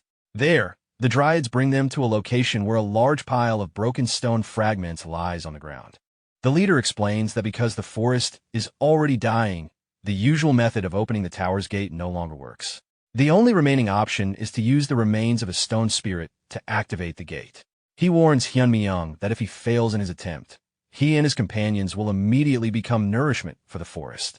Hyun asks what will happen if he succeeds. After a brief pause, the dryad leader answers that he will grant a reward worthy of such an achievement. At that moment, a system notification appears. Hyunmyeong receives a subquest titled, Return the Spirit to the Forest. The reward is an achievement called Friend of the Dryad, along with the gratitude of the forest itself. However, if the quest fails, his honor will decrease significantly, and he will have to fight against the entire forest. After reading the quest details, Hyunmyeong remarks internally that calling the penalty a battle with the forest is a rather dramatic way to describe the situation. The Dryad leader then prepares to open the portal. He releases a golden light from his hand toward the pile of broken stone fragments. As the light touches the stones, it grows brighter and spreads throughout the area until the entire forest is filled with a blinding glow. Hyunmyeong and his companions briefly cover their eyes from the intense light. A system notification then appears, informing them that a portal leading to the Tower of Spirits has been created. However, it also states that only those who receive permission will be able to enter. Hyunmyeong, Hudson, and Isabella step into the portal together. Once inside, Hudson looks around in confusion and asks where they are. Isabella turns to Hyunmyeong and asks if they have already entered the Tower of Spirits. Hyunmyeong explains that they are not inside the tower yet. Instead, they're within the space inside the portal itself. To actually enter the tower, they must first receive permission here. Hudson then wonders who they need permission from. Before anyone can answer, a floating spherical entity surrounded by flames appears in front of them. Seeing it, Hudson assumes it must be a spirit and jokingly wonders if they simply need to capture it and take it along. Hyunmyeong immediately tells him that is not the case. Hudson observes the creature more closely and comments that it looks surprisingly cute.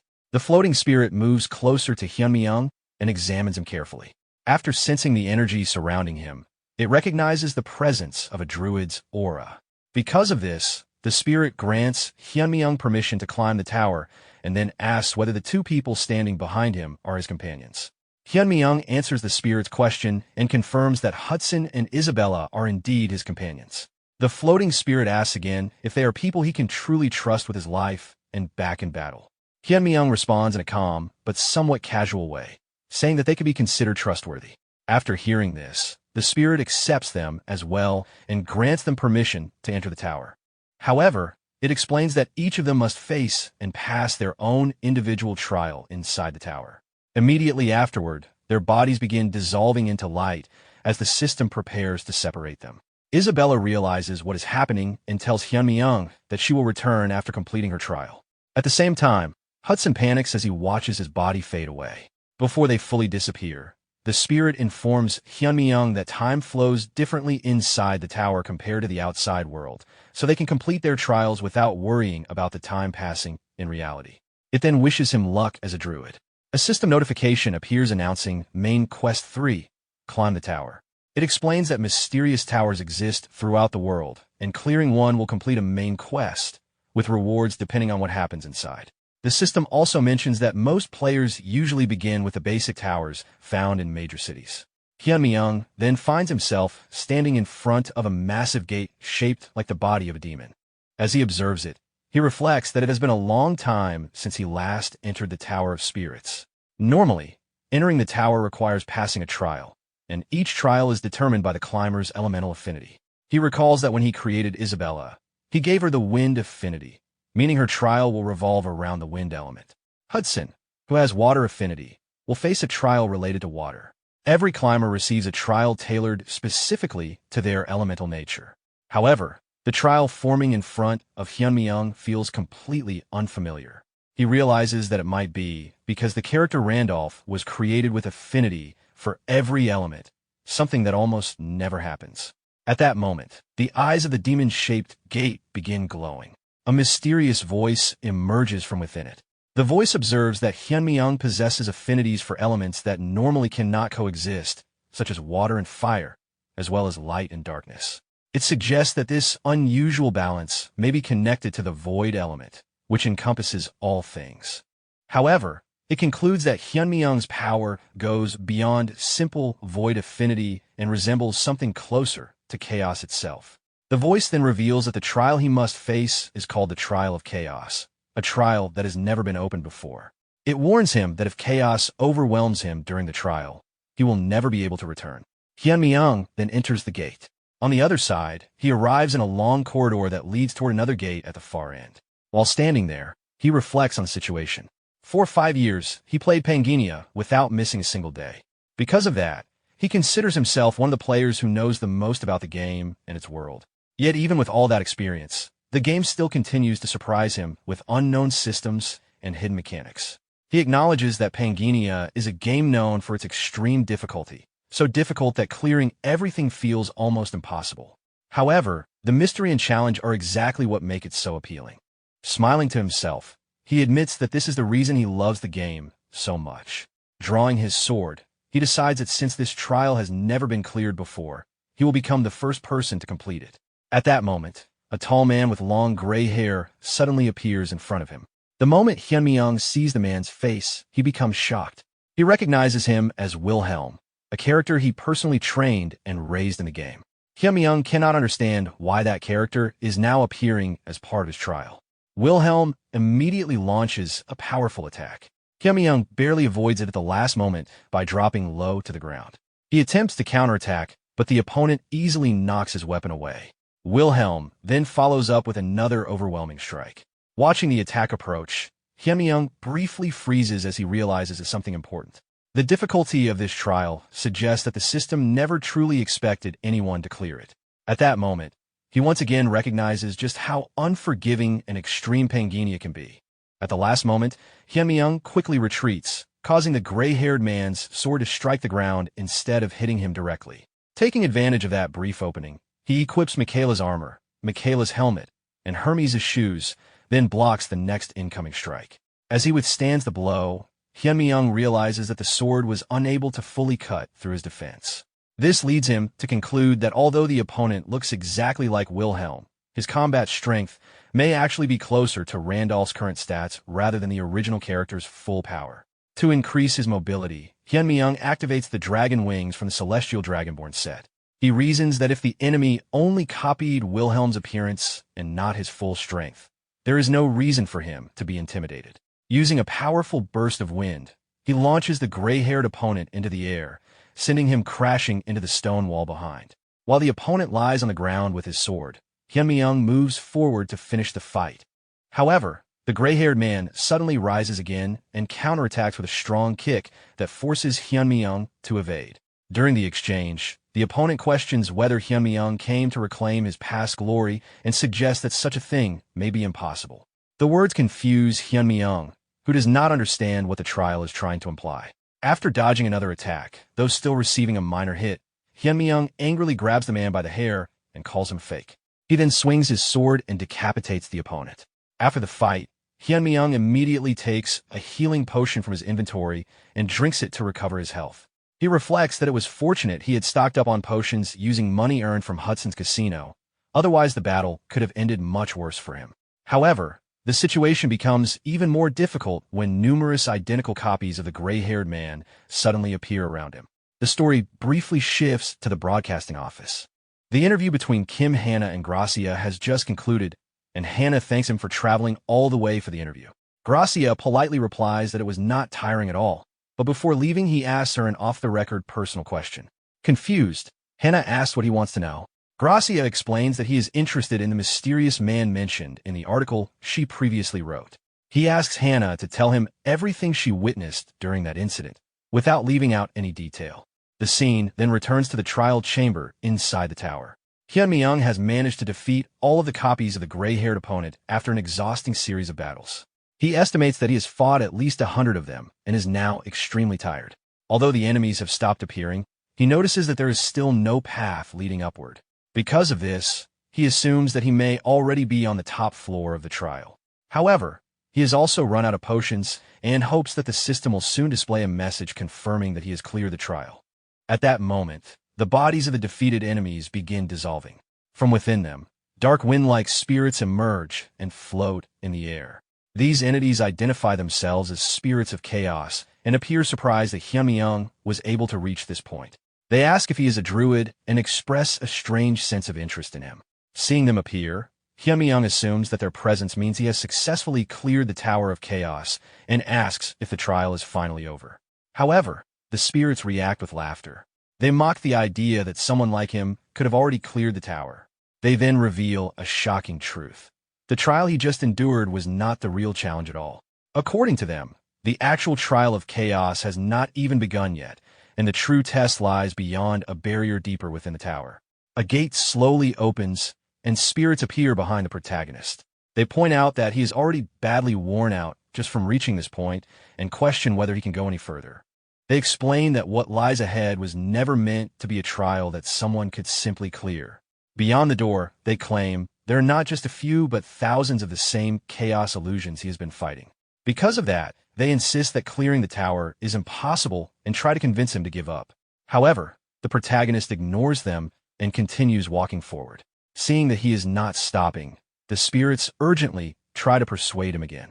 They warn him that going forward will only lead to death and start offering him various deals if he turns back.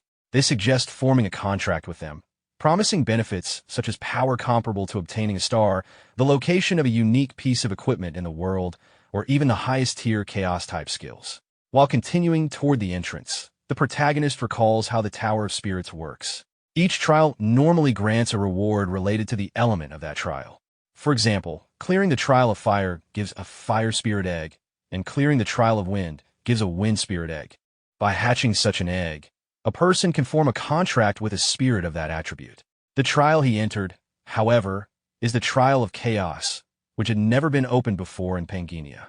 Because of that, he originally believed the reward would be a chaos spirit egg. Since spirit eggs themselves are already extremely rare, the first chaos spirit egg should be an exceptional reward. But the spirits are desperately trying to make him contract with them even before he finishes the tower. This makes him suspect that the reward beyond the door might be something even better than a chaos spirit egg. As he approaches the door and steps inside, the spirits make one last attempt to stop him, warning that he is making a foolish decision and telling him this is his final chance to turn back. The protagonist calmly responds by pointing out that they themselves said countless illusions were waiting on the other side. The spirits question whether he truly intends to fight thousands of them. He acknowledges that it will definitely be difficult, especially since he has already used up all of his potions during the previous battles. However, those repeated fights helped him memorize the patterns of the illusions completely. Because of that, he believes he no longer needs potions or extra support. If repeating the patterns he has already learned thousands of times is enough to clear the trial, then he sees no reason to avoid the challenge. The spirits react with surprise at his reasoning, finding his determination somewhat ridiculous but also strangely admirable. After passing through the door, the protagonist suddenly finds himself back in the same hotel-like place where he originally began. While he is still trying to understand the situation, a system notification appears stating that he has ascended to the top of the tower and that the third main quest has been completed. Confused by this sudden message, he questions whether the quest is really already finished. At that moment, the spherical structure he encountered earlier appears again and congratulates him for successfully climbing the tower. It also informs him that his companions are still alive. The protagonist then realizes that the earlier claim about the real trial beginning afterward must have been a lie. The structure confirms this and explains that if he had accepted a contract with the Chaos Spirits earlier, he would have been trapped there for the rest of his life. Understanding the situation, the protagonist concludes that the spirits were deliberately deceiving him. The structure explains that Chaos Spirits naturally tend to lie, although the protagonist should have noticed a hint of this during the trial itself. Realizing the meaning behind that hint, he finally understands what happened. The structure then tells him to receive the tower's clear reward and asks him to hold out his hand. A system notification appears stating that he has cleared the Tower of Chaos and that the reward is being distributed. The protagonist assumes that, since nothing else seems hidden, the reward will likely be the Chaos Spirit Egg he originally expected. Although that would be slightly less impressive than he imagined earlier, it would still be a valuable reward. However, the notification reveals that he has obtained not only a Chaos Spirit Egg, but also something called a Heavenly Spirit Egg. When the egg appears in his hand, the protagonist is shocked, realizing that the reward is something completely unexpected. The protagonist then receives a new notification describing the Heavenly Spirit Egg. The message explains that it is an unknown egg that supposedly came from the heavenly realm and exists at the end of the forces of light, darkness, and chaos. It also states that only celestials are capable of seeing and hatching it. After reading this, the protagonist begins thinking about what it could mean. Celestials are known as the heavenly race that resides in the heavenly realm. Since he was able to obtain and see the egg, it suggests that he might actually belong to that race. This possibility makes him wonder if the egg is related to his hidden trait called heavenly. Until now, he assumed the name might just be a coincidence, but the description of the egg makes him suspect that the trait could actually be connected to the heavenly race. Curious, he asks the spherical structure if it knows what the egg is. The structure admits that it does not know the exact details either, except that it is clearly not an ordinary egg. However, it adds that even the Spirit Kings appear to be interested in it. Hearing this surprises the protagonist. The Spirit Kings are among the strongest beings in existence and act as major mediators within the world of Pangenia. If even those beings are paying attention to the egg, then it must be something extremely valuable. Although he wants to learn more about it, there is currently no way for him to find out. Because of that, he stores the egg in his inventory and decides that the only way to understand it is by hatching it later. Soon after, another system notification appears confirming that he has successfully completed main quest 3, Climb the Tower, and has become the first person to conquer the Tower of Chaos. The message describes the achievement as unprecedented and gives him a total score of 240 points, after which the Hall of Fame rankings are updated. At the same time, several constellations from the 100 Stars Temple react to his accomplishment. Different constellations express amazement, curiosity, or praise for his performance, and each of them upgrades his rewards. One constellation is impressed by his luck, another is excited by his adventurous actions. One praises him for overcoming a battle against himself. Another shows interest because he obtained the heavenly spirit egg, and another remembers his name. As a result of their attention, the grade of his rewards is transcended, allowing him to choose 2 rewards from a list of 20. The protagonist is surprised by how far the rewards have been upgraded. Previously, some constellations showed interest in him at Dramit's Sanctuary, but he did not expect that 5 of these powerful beings would pay attention to him at once. In Pangenia's setting, constellations play an important role similar to the Spirit Kings. From a player's perspective, maintaining a good relationship with them is beneficial because they can grant special quests or upgrade rewards depending on how challenges are completed. According to the game's lore, they are particularly fond of interesting stories created by human actions, which likely explains why they were entertained by the unique trial he experienced in the Tower of Chaos. Sometime later, Isabella and Hudson also clear the tower and come out. Isabella receives a wind spirit egg as her reward, while Hudson obtains a water spirit egg. The number of spirit eggs given as rewards is determined randomly, and in Isabella's case, she is fortunate enough to obtain 2 eggs. She decides to keep her promise to the Dryads by giving one of them the wind spirit egg. If the spirit eventually hatches and is released into the forest, Barok Forest will be able to recover its lost vitality. As gratitude for this act, the Dryads reward them with a powerful elixir called Mandragora, which is made from a 1,000-year medicinal herb that has absorbed the forest vitality. Naturally, the elixir is given to Isabella since she was the one who provided the spirit egg. This means that she will likely become even stronger in the future. Afterward, the protagonist receives another notification confirming that a wind spirit has been returned to Barok Forest. This completes a subquest and grants the title Dryad Friend, along with the forest gratitude. A new waypoint is also added to the teleport book, which now contains 3 locations: Desert Sanctuary, Arcana Sewers, and Barok Forest. The message also notes that Dryads never betray someone they trust, as long as that person does not harm the forest. The Hall of Fame rankings are then updated again. With his score of 240 points, Randolph takes first place, surpassing the previous maximum point limit. Because of this, he obtains the main Quest 3 privilege called Guardian Wall, and the ability itself is upgraded due to his unusually high score. Later, the scene shifts to the group traveling in a cart driven by a Hydreigon. While the protagonist is sitting inside, another notification appears explaining the details of the Guardian Wall ability. This skill protects the user's body while they are logged out and warns them if danger approaches. The strength of the protection depends on the level of the skill, and at level 11, it can completely nullify attacks from enemies rated 1 star or lower for 30 seconds. After reading the description, the protagonist feels relieved. When he logs into Pangenia, the ability protects his real-world body, Park Hyunmyeong. When he returns to reality, it protects his character Randolph inside the game. Considering the dangers that could arise in the future, having this protection gives him some peace of mind.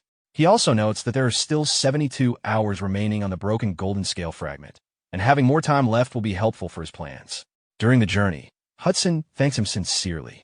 He explains that he never expected to obtain a spirit egg and hopes to hatch it as soon as possible, believing that a spirit may help him solve the problem that has been holding him back. The protagonist understands what Hudson is referring to. Advancing from level 9 to level 10 is extremely difficult to accomplish alone, but with the assistance of a spirit, it should become possible. Hudson enthusiastically agrees and says that once they return, the first thing he plans to do is buy a spirit incubator to hatch the egg. The protagonist then mentions that he has somewhere he needs to visit before heading back and asks if Hudson would like to come along. Hudson immediately agrees, saying that after receiving such a great favor, he is willing to accompany him anywhere if needed. The protagonist appreciates the offer and thanks him with a smile. After traveling for a while, the group arrives in an area filled with houses. When Hudson realizes where they have stopped, he becomes visibly confused and agitated. He reacts strongly because he recognizes the place and did not expect to come here. The protagonist tells him to calm down, while Isabella asks where exactly they are going that would make Hudson react this way. The protagonist explains that they have arrived at the Knight's Garden, the territory ruled by Marquis Weiser. He also reveals that Hudson's fiancée lives there. As they begin walking forward, Hudson becomes nervous and worried. He explains that he still does not feel worthy of proposing to Serengeti yet and does not understand why they came here. The protagonist reassures him that he is not asking Hudson to propose today. Instead, he explains that he personally needs to speak with Serengeti about something. Hudson becomes curious about what the protagonist wants to ask her, but before he can get a clear answer, they continue deeper into the area. As they move forward, they pass through a district where many people appear sick or exhausted, suggesting that the area is facing serious hardship. Eventually, they reach a place where people are gathered in front of a large engraved pillar while praying. After observing the scene, Isabella realizes that the people seem to be holding a memorial service. The protagonist then asks her if she recognizes any of the names written on the pillar. Isabella says that she does not. The protagonist then explains that the pillar contains around 500 names, all belonging to knights who followed him during the great expedition in the past. He reflects on how, at that time, he never found it strange that he did not know their names and never tried to remember them. In his mind, they were simply unnamed NPCs within the game world, characters who existed only as part of the setting and narrative. Even though they fought alongside him, he viewed them only as elements of the game rather than real individuals. While they're standing there, a woman suddenly begins crying loudly in grief. She shouts in anger and despair, demanding that someone return her son to her. Her cries become even more emotional as she calls out her son's name and recalls how he promised he would come back safely. She laments that she no longer knows how to live without him. As the protagonist walks toward her, Isabella asks where he is going. Before anyone can stop him, the woman becomes overwhelmed by her grief and collapses to the ground. The protagonist quickly catches her before she hits the floor. People nearby shout in alarm as they recognize the woman, calling her Grandma May and realizing that she has fainted. Isabella looks toward the protagonist in concern. The protagonist decides to take immediate action. Carrying the unconscious woman in his arms, he tells Isabella that they should take her to the nearby relief station. The scene then shifts to the Goddess Church relief station. Inside the building, the atmosphere is chaotic. Several patients are lying around while crying out in pain, indicating that the facility is overwhelmed. After placing the woman on a bed, Hudson looks around and notices that there are many patients but very few people working at the station. He finds it strange that such a major city would have a relief station suffering from such a severe staff shortage. Since the Knight's Garden is supposed to be one of the 3 most important cities in the Balran Kingdom, the poor condition of the station suggests that something is wrong with how the city is being managed. At that moment, a short-haired man approaches them and thanks them for bringing Sister May to the station after she collapsed. He praises them for their kindness in helping someone instead of ignoring the situation. Hudson awkwardly acknowledges the compliment. However, the man then leans closer and explains that the relief station is collecting donations from visitors in order to continue operating. He asks Hudson if he could donate 50 gold to support the station. Hudson is shocked by this request and questions whether they are charging money for medical treatment. The protagonist immediately questions the situation as well. He points out that relief stations run by the Goddess Church are normally funded by the city treasury, and accepting personal donations should not be allowed. He also emphasizes that 50 gold is an extremely high amount, roughly equivalent to a normal citizen's monthly wage, which makes the demand unreasonable. The short-haired man responds that they have no other choice. According to him, a priest named Andrew ordered that donations must now be collected in order to keep the station running. Hearing this confuses the protagonist even more. He states that he knows Priest Andrew and believes that Andrew would never do something like that. The man insists that the order really did come from Andrew. This makes the protagonist start thinking carefully about the situation. Priest Andrew is known as a high-ranking priest of the goddess church, which serves the twin goddesses Leah and Pina. In the game's setting, Andrew is portrayed as a devout and honorable figure who often gives quests related to honor-based classes. His character is supposed to be upright and virtuous. Because of that, the idea that he would secretly demand personal donations seems completely inconsistent with his established character. The protagonist then recalls other troubling details he noticed while entering the city, such as poorly maintained buildings and homeless people sitting on the streets. Even the relief station itself is clearly not functioning properly. This is particularly strange because the Knight's Garden should be a relatively wealthy city, even if it is not as rich as Arcana. All of this makes him wonder what exactly has happened to the city. The scene then shifts to the city's palace. Inside, a man is drinking heavily and repeatedly. A servant approaches him nervously and begs him to stop drinking because he has already had too much.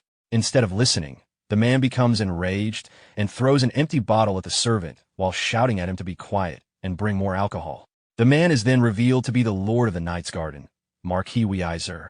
The protagonist tells the short-haired man that he wants to meet Priest Andrew in person and asks to be taken to him.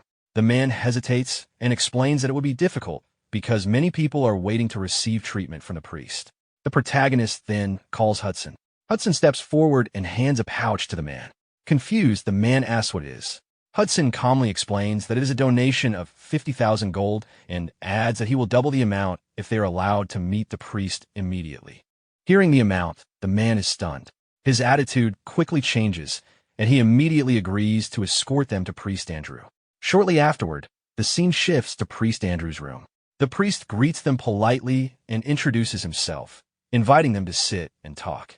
After they take their seats, the priest mentions that he heard they made a large donation to the relief station. The protagonist confirms that the donation was indeed large. He explains that he had heard the station demanded 50 gold even just to receive treatment, so he assumed that meeting the priest would require offering an even larger amount. The priest responds calmly and asks if the protagonist is disappointed to find that he appears to be an old priest concerned with money. He admits the situation is embarrassing, but says little in defense of himself. The protagonist clarifies that he is not judging him, but is simply curious. He wants to understand how a relief station in such a large city could end up in a situation where it desperately needs money to operate. At this point, the priest suddenly slams his hands on the table and begins explaining the situation. He first mentions Sister May, the woman the protagonist brought in earlier. Her only son joined the Demon World Great Expedition and never returned. Since then, she has lived with constant grief and guilt, blaming herself for not stopping him. The priest explains that her situation is not unique. Many people in the city lost family members during that expedition. Numerous knights who admired Wilhelm, the Night King, joined the campaign with the goal of defeating the Demon King, but most of them never came back. Because of this, the Knight's Garden lost many talented individuals and spent enormous resources on the war effort. Although the city suffered heavy losses, it was prosperous enough that it might have recovered over time. However, the real problem began when Serengeti, a blood relative of Marquis Weiser, returned from the expedition. She came back severely injured, having lost both of her legs. Since her return, she has remained unconscious for unknown reasons. Many priests, including Andrew himself, attempted to wake her, but were unable to do so. Marquis Weiser then gathered rare elixirs and searched desperately for a solution, but none of the attempts worked.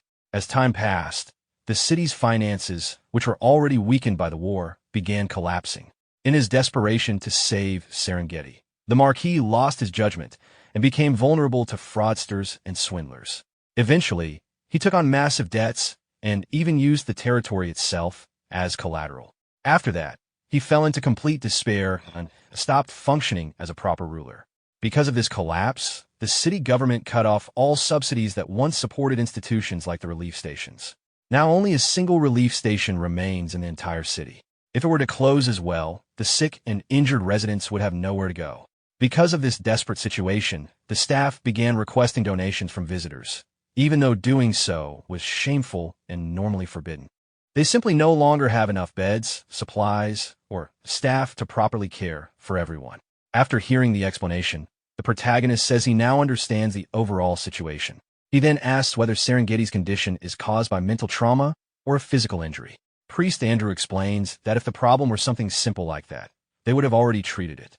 From their observations, it appears that Serengeti is under some kind of curse. Unfortunately, the curse is beyond Andrew's ability to remove. Hearing this, the protagonist begins thinking about a possible solution. Since Isabella once suffered from a similar curse, it might be possible to break Serengeti's condition using the blessing of the stars. With that in mind, the protagonist stands up and thanks the priest for the information, saying that he should leave now. Priest Andrew is surprised by the sudden decision. The protagonist explains that he now has business with Marquis Weiser. The priest tries to stop him and warns that the Marquis rarely receives visitors anymore because he has become mentally broken. He offers to arrange a meeting in a few days as a way to repay the donation. However, the protagonist refuses, saying he does not have time to wait. He also tells the priest not to worry about the donation because he already received something valuable in return. Confused, Priest Andrew asks what he means by that. As the protagonist is about to leave Priest Andrew's room, a loud voice suddenly echoes from outside, calling for the priest. A soldier soon enters the room and announces that the Lord has ordered the guest who donated to the relief station to be brought to him immediately. Hearing this, the protagonist remarks that bringing money seems to make it easy to gain access. After that, he tells the priest that he will take his leave. Before he goes, Priest Andrew stops him and thanks him sincerely. He explains that regardless of the reason behind the donation, he is grateful for the help. The protagonist dismisses the thanks and says the priest should not worry about the donation since the money was not even his to begin with. However, the priest clarifies that he is not thanking him for the money, but for helping Sister May earlier. As the protagonist leaves, he casually says that it is good to see Andrew again. This surprises the priest, who wonders what he meant by again. The scene then shifts to the mansion of the city's lord. When they arrive, Isabella and Hudson are asked to remain outside with the soldiers while the protagonist enters the mansion alone. Inside, the lord sits at a large dining table and drinks tea while observing the protagonist carefully. He thinks about the fact that this man recently donated 100,000 gold to the relief station. The lord wonders whether the visitor might be a traveling merchant, although he does not appear to be carrying goods. He also considers the possibility that the protagonist is simply a wealthy young noble wandering around. The lord then formally introduces himself as Weiser, the ruler of the Knight's Garden, and apologizes for inviting him so abruptly.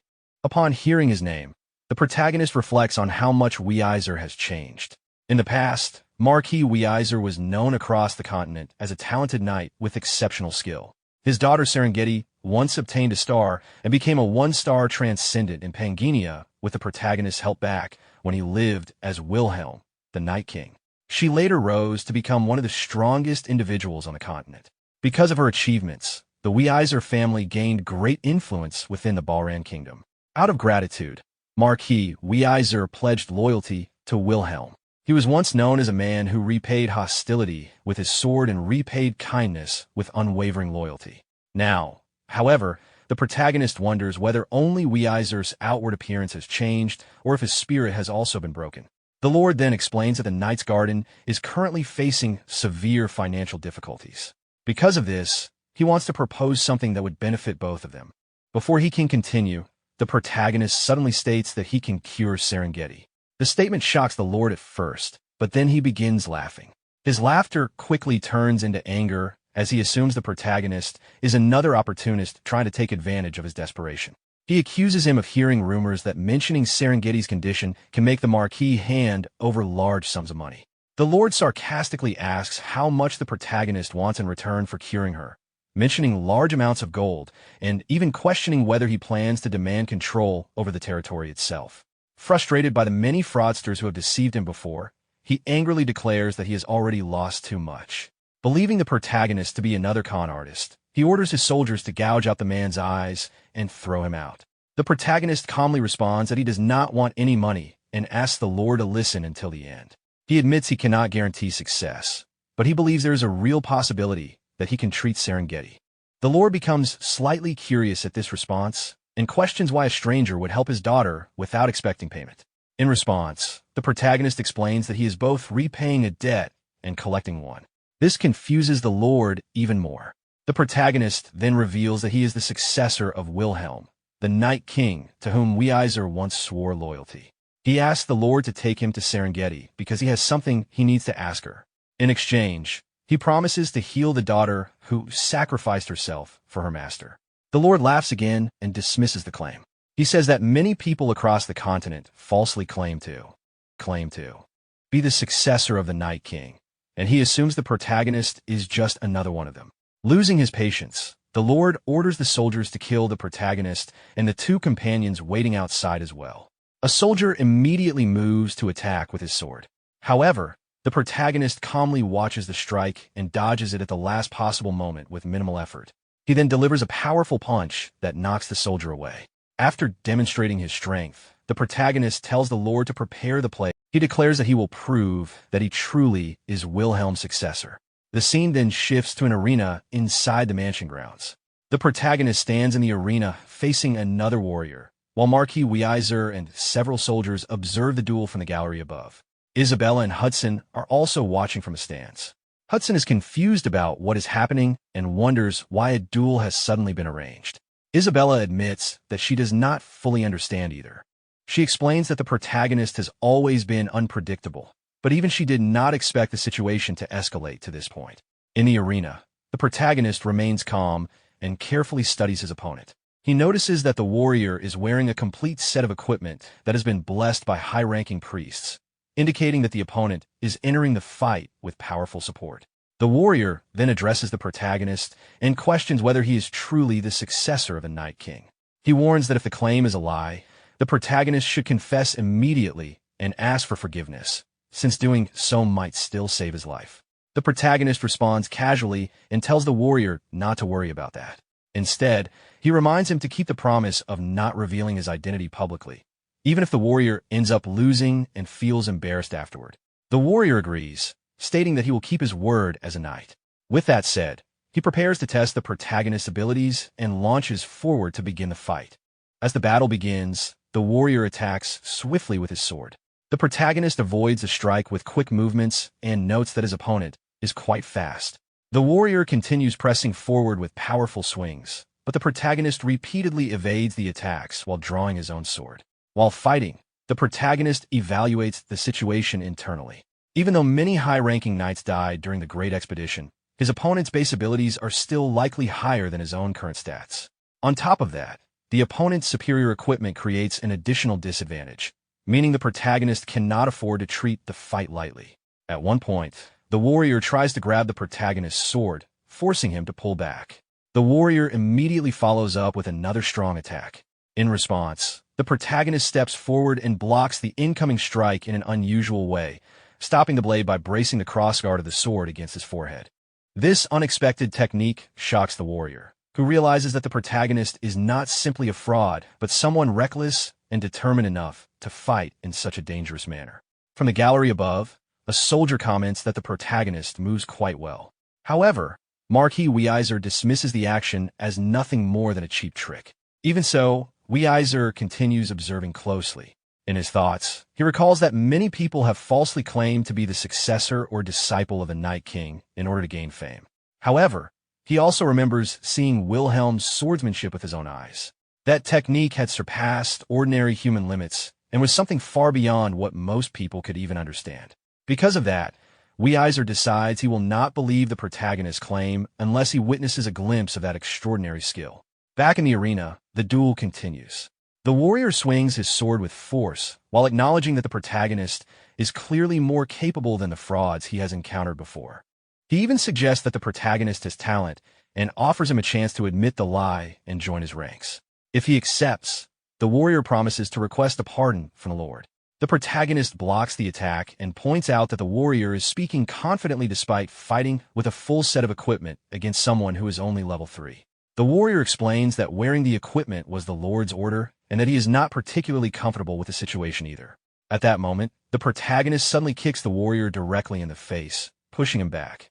After landing the blow, he remarks sarcastically that it must be nice to have access to such powerful equipment. He then jumps into the air and declares that he will demonstrate his own advantage, the power of items. During the jump, he throws his current sword toward the warrior.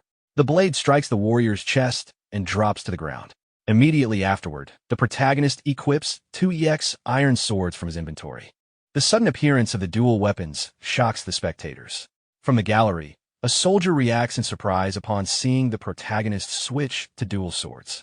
Hudson is equally shocked and wonders where the protagonist obtained weapons like those. With both swords in hand, the protagonist launches a rapid series of attacks. The speed and intensity of the strikes begin forcing the warrior backward, and the momentum of the fight shifts as the protagonist starts to dominate the duel. As the battle continues, the warrior is gradually pushed backward by the protagonist's relentless attacks. While defending himself, he analyzes the situation. He notices that the gaps between the protagonist's strikes are becoming shorter, suggesting that the protagonist is trying to overwhelm him with speed. However, the warrior also observes that the attacks themselves feel light. From his perspective, the strategy seems flawed. If the protagonist had used a heavy weapon, such as a greatsword, the higher damage might have been able to break through his heavily reinforced armor. Dual swords, on the other hand, are faster but deal much less damage. Because of this, the warrior believes that as long as he protects his vital areas, the attacks will not seriously threaten him. Since his defensive resources are limited, he even thinks that this predictable pattern may actually make the fight easier for him. At that moment, the protagonist suddenly switches weapons and equips a different sword. Immediately afterward, he delivers a powerful strike to the warrior's chest, sending him crashing to the ground. The sudden change shocks the warrior, who realizes that the protagonist is switching weapons during combat. The protagonist then tells the warrior to pay close attention, saying that he is about to demonstrate the true swordsmanship of the Night King. At this point, the story briefly shifts to an earlier moment when the protagonist was selecting rewards after clearing the Tower of Chaos. A translucent system screen appeared in front of him, listing 20 possible rewards from which he could choose two. While reviewing the list, he focused on the details of the EX Iron Sword. He noticed that although the weapon's base stats were not particularly impressive because it was an upgraded version of a very common weapon, its additional effects were extremely powerful. One of the key features was a proficiency correction effect that significantly improved weapon proficiency. Since he was allowed to choose two rewards, he realized that obtaining two of the same sword could activate the ultimate set effect tied to the weapon. Even though he already possessed the Michela armor set, he wondered if the system would allow him to select the same item twice. When he made the selection, the system confirmed that he had successfully acquired two EX Iron Swords. The success surprised him, but it also activated several hidden trait effects.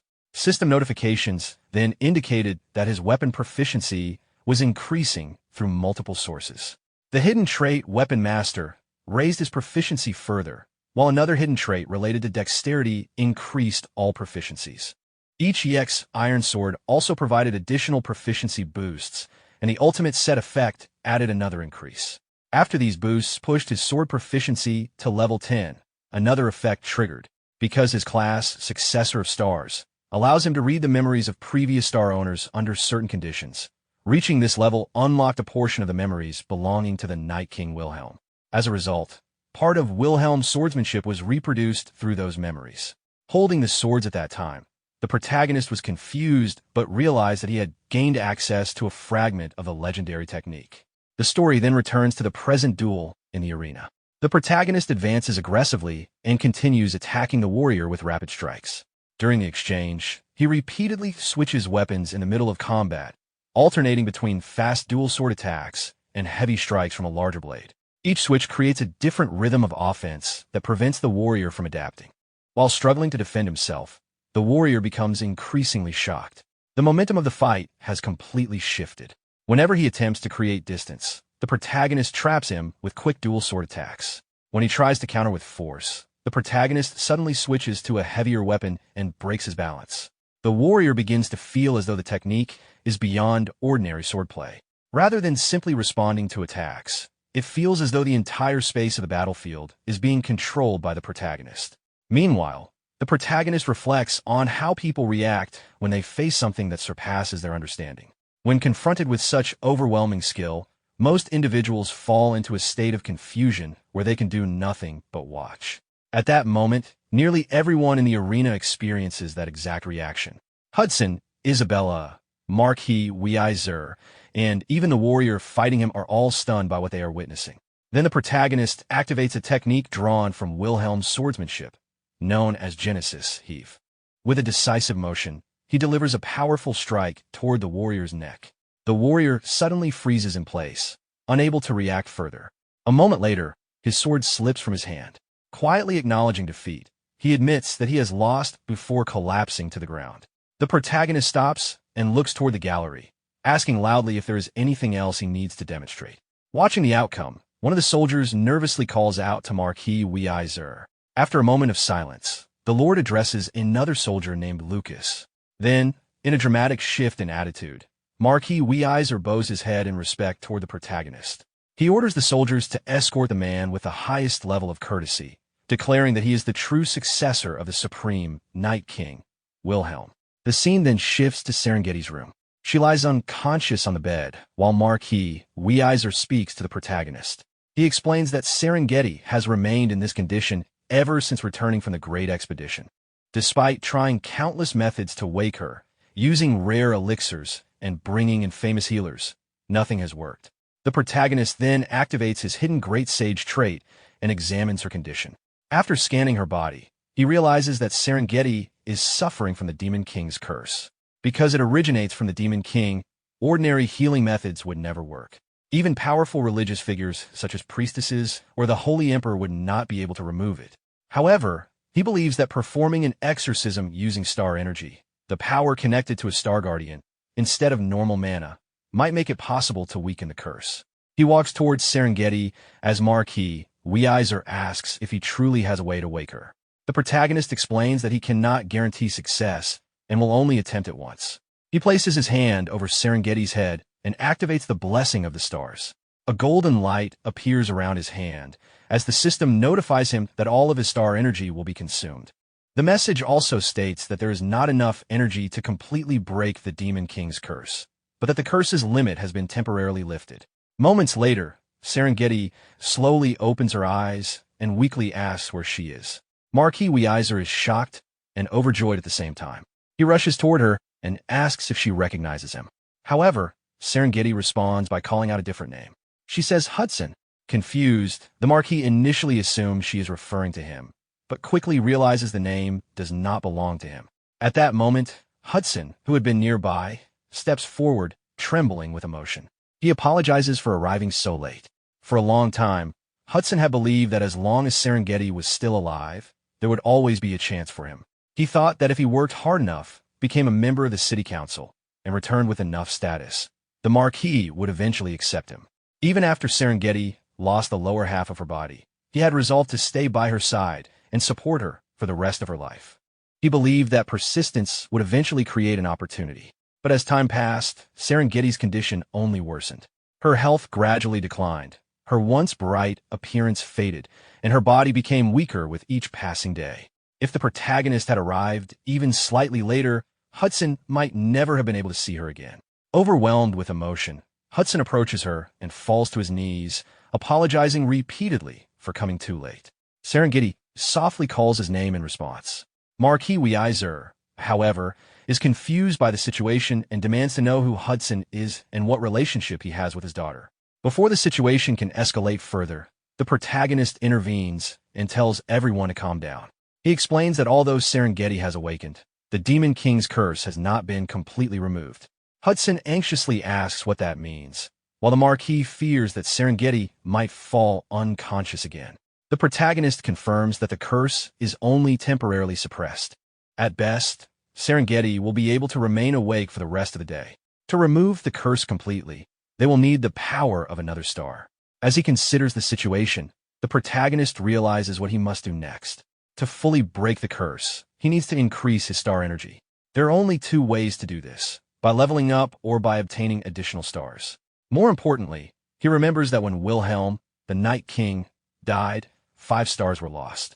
Because of the star successor class ability that allows him to read the memories of previous star owners, recovering those stars is extremely important.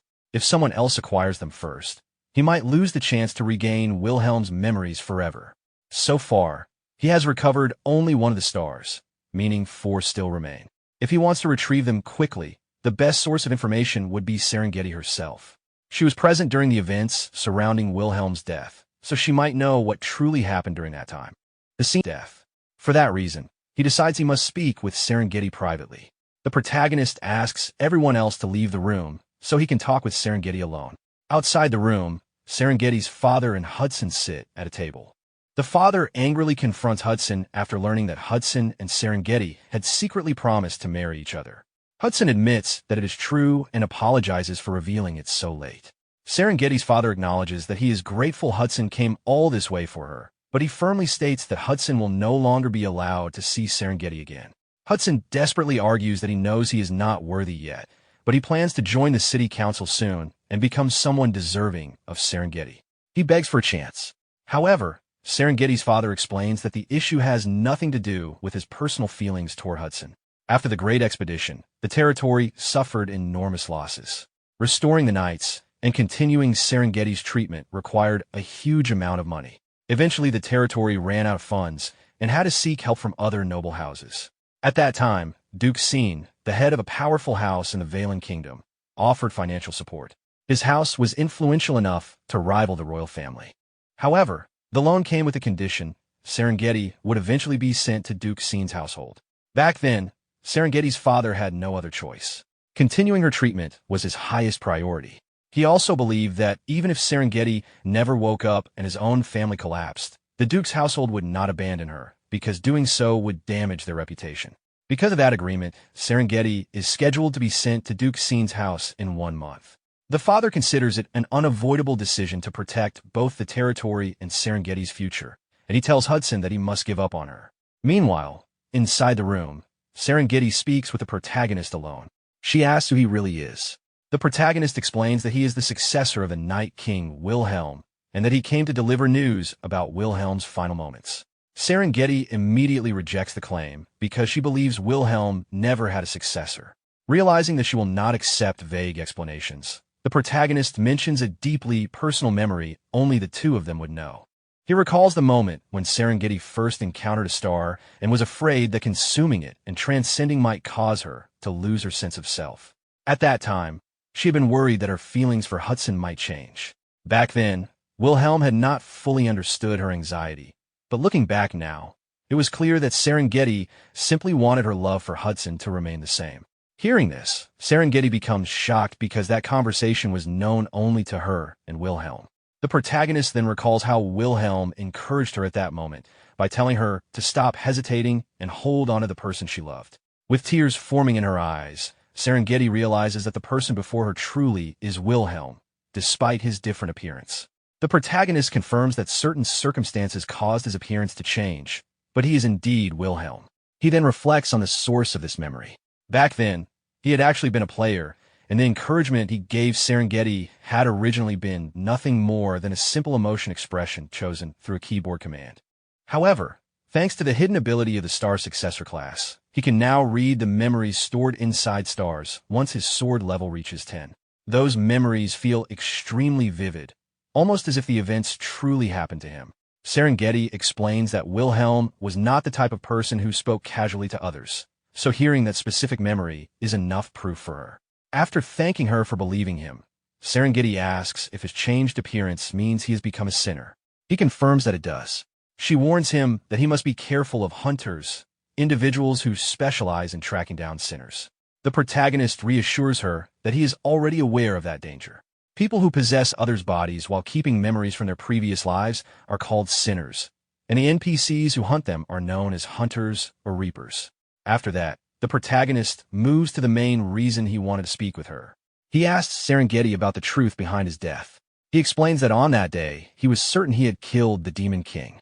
He had driven the path of light into the Demon King's core, and the enemy's body had already begun collapsing. However, at the final moment, everything suddenly stopped. His consciousness faded immediately afterward, and he died without understanding what had happened. Looking directly at Serengeti, he asks her to reveal the truth about what really happened during his final moments.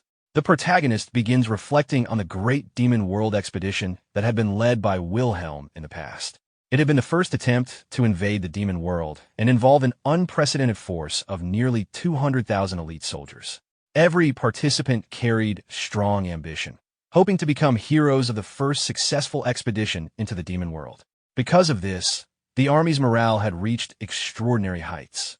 The expedition had been carefully planned, using all the data humanity had gathered about the Demon World. Every possible variable had been considered, and the strategy had been designed with extreme precision. From a tactical perspective, everything had appeared flawless, leaving no room for mistakes. At least, that was what everyone had believed. The memory shifts back to the battlefield in the demon world. The land is covered with corpses, showing how devastating the battle had been.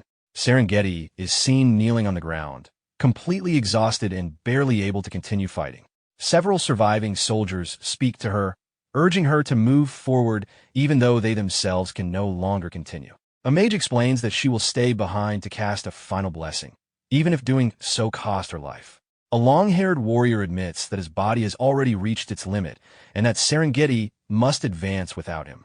A badly wounded soldier, lying on the ground, urges her not to stop because there is no time left. Other heavily injured soldiers echo the same determination. They encourage her to fulfill the wish they had all carried for so long and insist that she continue forward while they remain behind to deal with whatever follows. Overwhelmed by the situation, Serengeti begins to cry. Inside her heart, she believes everything is already over. Even after sacrificing countless lives to reach this point, the expedition force had still failed to even approach the Demon King. Despite her despair, she forces herself to continue forward alone. Suddenly, the ground begins to shake as numerous zombie soldiers rise from beneath the earth. The battlefield quickly becomes filled with these undead creatures, and they begin advancing toward her while roaring aggressively. Accepting what she believes to be her inevitable death, Serengeti remains still as the monsters approach. In that moment, she reflects on the strange way the demons had fought throughout the war. Their attacks had always perfectly anticipated the expedition force's movements, as if the enemy already knew their plans. To Serengeti, the only explanation is that someone within their own army must have betrayed them and shared information with the demons. Because of this internal collapse, the entire expedition had slowly fallen apart from the inside. She begins to wonder if the mission had been impossible from the very beginning. Just as the zombie soldiers close in on her, a sudden and powerful attack strikes them. A massive explosion erupts, instantly destroying nearly half of the approaching undead. The one who appears is Wilhelm, the Night King. He arrives calmly and tells Serengeti to rest because the battle will soon end. Seeing him appear in that moment shocks her. Wilhelm immediately begins fighting the remaining zombies. As Serengeti watches him, she is reminded why he was known as the martial god. His strength was so overwhelming that even the demons seemed pitiful when facing him. His presence alone dominated the battlefield. Each swing of his sword carried incredible power, to the point that a single strike could reshape the surrounding terrain. The deep despair Serengeti had felt only moments before is completely cut away by Wilhelm's appearance and strength. With nothing more than his sword, he destroys the enemy forces that had nearly killed her. After eliminating all the remaining zombies, Wilhelm helps Serengeti stand and supports her while she walks. Serengeti tells him that she has already recovered enough strength and insists that he does not need to assist her anymore. Wilhelm dismisses her concern and explains that he is simply helping so she can regain some stamina, adding that she is still a valuable fighter. He then asks whether they are the only survivors left. Serengeti explains that aside from the wounded soldiers who had been sent back to the entrance of the demon world earlier, the rest of the expedition force had been completely annihilated. Wilhelm calmly accepts the situation and tells her that she must survive and return, at least. He reminds her that she used to cry every night during the expedition because she missed someone named Hudson and wanted to see him again. Embarrassed by this statement, Serengeti immediately denies that she had ever cried. Serengeti firmly tells Wilhelm that no matter what happens, she will return and meet Hudson again. At that moment, a mysterious portal suddenly opens beneath them. Serengeti is shocked by the sudden appearance of the trap. Wilhelm immediately reacts and pushes her away from the portal's range. While doing so, he briefly complains about how difficult the situation has become, comparing it to a challenging game. As Serengeti watches him, Wilhelm tells her that once she returns to the human world, she should simply live her life well. Whether she chooses to marry, fall in love, or do anything else, she should focus on living happily. Hearing this, Serengeti begins thinking about her situation. She realizes that she has been given a chance to survive, even though the expedition has completely failed. Wilhelm has saved her life and allowed her to escape the battlefield. Even if she returns alone, no one would blame her because the battle had been so brutal that survival itself would be considered a miracle. If she manages to escape, she will finally be able to reunite with Hudson and return to the peaceful life she longs for. However, just as she reaches that realization, she apologizes to Hudson in her heart. Instead of escaping, Serengeti activates a position swap ability, switching places with Wilhelm. She appears directly within the trap that had been meant for him and becomes caught by the Demon King's mechanism. Wilhelm is shocked by what she has done. The memory then shifts back to the present inside Serengeti's room. Serengeti explains to the protagonist that she was fortunate to survive the trap. Although she was caught by the Demon King's attack and lost both of her legs, her body did not completely disappear. The elixir Wilhelm had given her earlier allowed her to stay alive. Hearing this, the protagonist reflects on the past.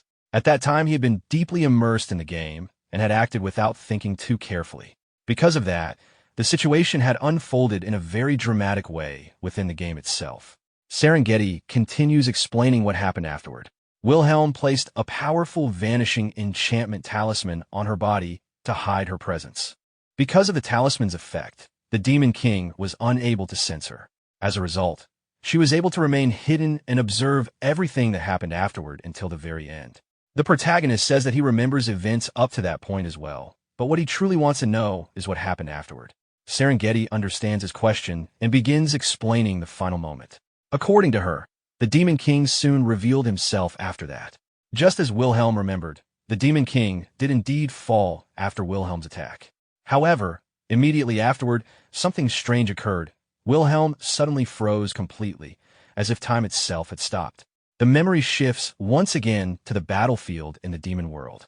The Demon King acknowledges Wilhelm's overwhelming strength. Even though Wilhelm possessed the power of a 5-star transcendent, he had managed to push the Demon King to the brink without relying on the authority of a goddess. However, the Demon King explains that this is also Wilhelm's weakness. Without divine authority granted by a goddess, Wilhelm could destroy the Demon King's physical body but could not completely eliminate his essence. Because of this, the Demon King declares that he intends to use Wilhelm's body as a new vessel to replace his own damaged one. Dark energy begins gathering around Wilhelm as the Demon King attempts to take control of his body. At that moment, a bright light suddenly appears within the swirling darkness. Seeing that light, Wilhelm recognizes it and realizes that it belongs to the goddess Pina. In anger, he accuses her of interfering and suggests that she might even be willing to sacrifice the life of the knight who followed her if it meant protecting her own star from being taken. As the dark energy continues to consume him, Wilhelm collapses under the pressure of the possession. The scene returns again to Serengeti's room. Serengeti explains that after witnessing that moment, her memory becomes unclear. She does not remember anything that happened after Wilhelm collapsed. The protagonist begins thinking about what this means. From what he has heard, the Demon King attempted to possess Wilhelm's body, but the goddess Pina also intervened at the same time. The exact outcome of that confrontation remains unclear, leaving him confused about what truly happened during his death. The scene then shifts to the castle wall of the knight's garden territory. 2 guards are standing watch on the wall during their shift. One of them complains about how boring the duty has been and mentions that they have been assigned guard duty far too often lately. The other guard explains that the territory's finances have become unstable. Because of this, wages for both knights and ordinary soldiers have been delayed. Many people have started leaving the territory, which has caused a shortage of personnel. As a result, the remaining soldiers are forced to work more shifts than usual. He also remarks that very few people would want to remain in a territory that appears to be declining. While they are talking, one of the guards suddenly stops speaking and stares into the distance. His companion asks why he suddenly went silent. The guard notices something unusual within the dusty winds approaching the city. As the dust clears slightly, he sees multiple glowing eyes moving within the storm. Realizing what he is looking at, the guard panics and raises the alarm. A monster wave is approaching, and the city is about to come under attack. A long time ago, the continent of Pangenia experienced a massive war between the forces of light and darkness. During that conflict, the goddess Leah lost her life. After her death, the continent gradually fell into deep darkness and chaos. Eventually, the land itself became divided. The continent split apart into separated regions, and the routes between them were blocked by a dangerous phenomenon known as the Dark Void. Because of this, travel between the divided lands became almost impossible. To solve this problem, people invested enormous amounts of money and effort into developing a special transportation method known as warp travel. Warps allowed people to move between distant continents by passing through the dark void. Over time, warp gates became an essential part of daily life for the people of Pangea. However, warps were also extremely dangerous. Since they passed through the dark void, any warp that was abandoned or not properly maintained could become unstable. When this happened, the warp could accidentally connect to the dark void itself and release dangerous creatures into the world, turning the warp into a disaster source. The scene shifts again to the castle walls of the Knight's Garden. A massive swarm of monsters is approaching the city. The creatures advance rapidly toward the castle as the guards prepare for the incoming attack. Meanwhile, inside Serengeti's room, the protagonist continues thinking about the information he has just learned. Based on Serengeti's account, he begins to form a theory about what truly happened during his death. It appears that the Demon King attempted to take control of Wilhelm's body after being defeated. At the same time, Pina, the twin goddess of the deceased goddess Leah, intervened in order to stop the Demon King's possession. This situation leaves the protagonist with more questions than answers. However, he begins organizing his thoughts to understand the larger situation. First, he considers the reason why he was unable to completely kill the Demon King. Right before the finishing blow, time suddenly stopped. From his perspective as the player controlling Wilhelm, that moment resembled a sudden blue screen, as if the game itself had frozen. However, Serengeti was able to witness everything that happened afterward. This means that characters inside the world were not affected by that time stop. From this, he suspects that the game might have been designed in a way that prevented ordinary users from defeating the Demon King. When a player reached that final moment, the system may have forced the game over, making it impossible for a normal user to destroy the Demon King's true essence. The Demon King had mentioned that only a specific type of existence could truly destroy his essence. The protagonist begins to wonder if that existence was not a normal user, but rather a player who had actually entered the world of the game itself. If that is the case, it might explain why he and others were transported into this world. Next, he thinks about the condition required to become a player. From what he has observed, it seems that when someone dies in the game, they can be summoned into this world as a player. However, Wilhelm's death was not the protagonist's first death in the game. Because of that, the most reasonable explanation might be that the transformation into a player only happens when the strongest character someone has raised dies. He recalls how he used to play the game. He preferred difficult, hardcore gameplay styles. Often, he would build up characters and, if they did not seem promising, he would abandon them and start over with a new one. Because of this habit, his strongest character had always been far more powerful than the others. That might be why the deaths of his weaker characters never triggered the same phenomenon. Although he cannot be completely certain about this theory, it seems to be the most likely explanation for now. Regardless, the situation has made one thing clear to him. He now knows what he must do next. First, he must identify and deal with the traitors who interfered with the Demon World expedition. The expedition army had been attacked repeatedly, as if the enemy already knew their plans and movements. That kind of accuracy would only be possible if someone from within the expedition had been secretly cooperating with the demons. At that moment, the protagonist recalls a memory from the past. In that memory, Hudson once mentioned that Serengeti had participated in the Demon World expedition led by the 8 heroes. According to the stories circulating afterward, the expedition ultimately failed because of internal conflict among those 8 heroes. This realization leads the protagonist to suspect that the traitors were likely among those very heroes, individuals whose actions he does not clearly remember. He becomes determined to track down every one of them and deal with them personally. The second objective becomes clear as well.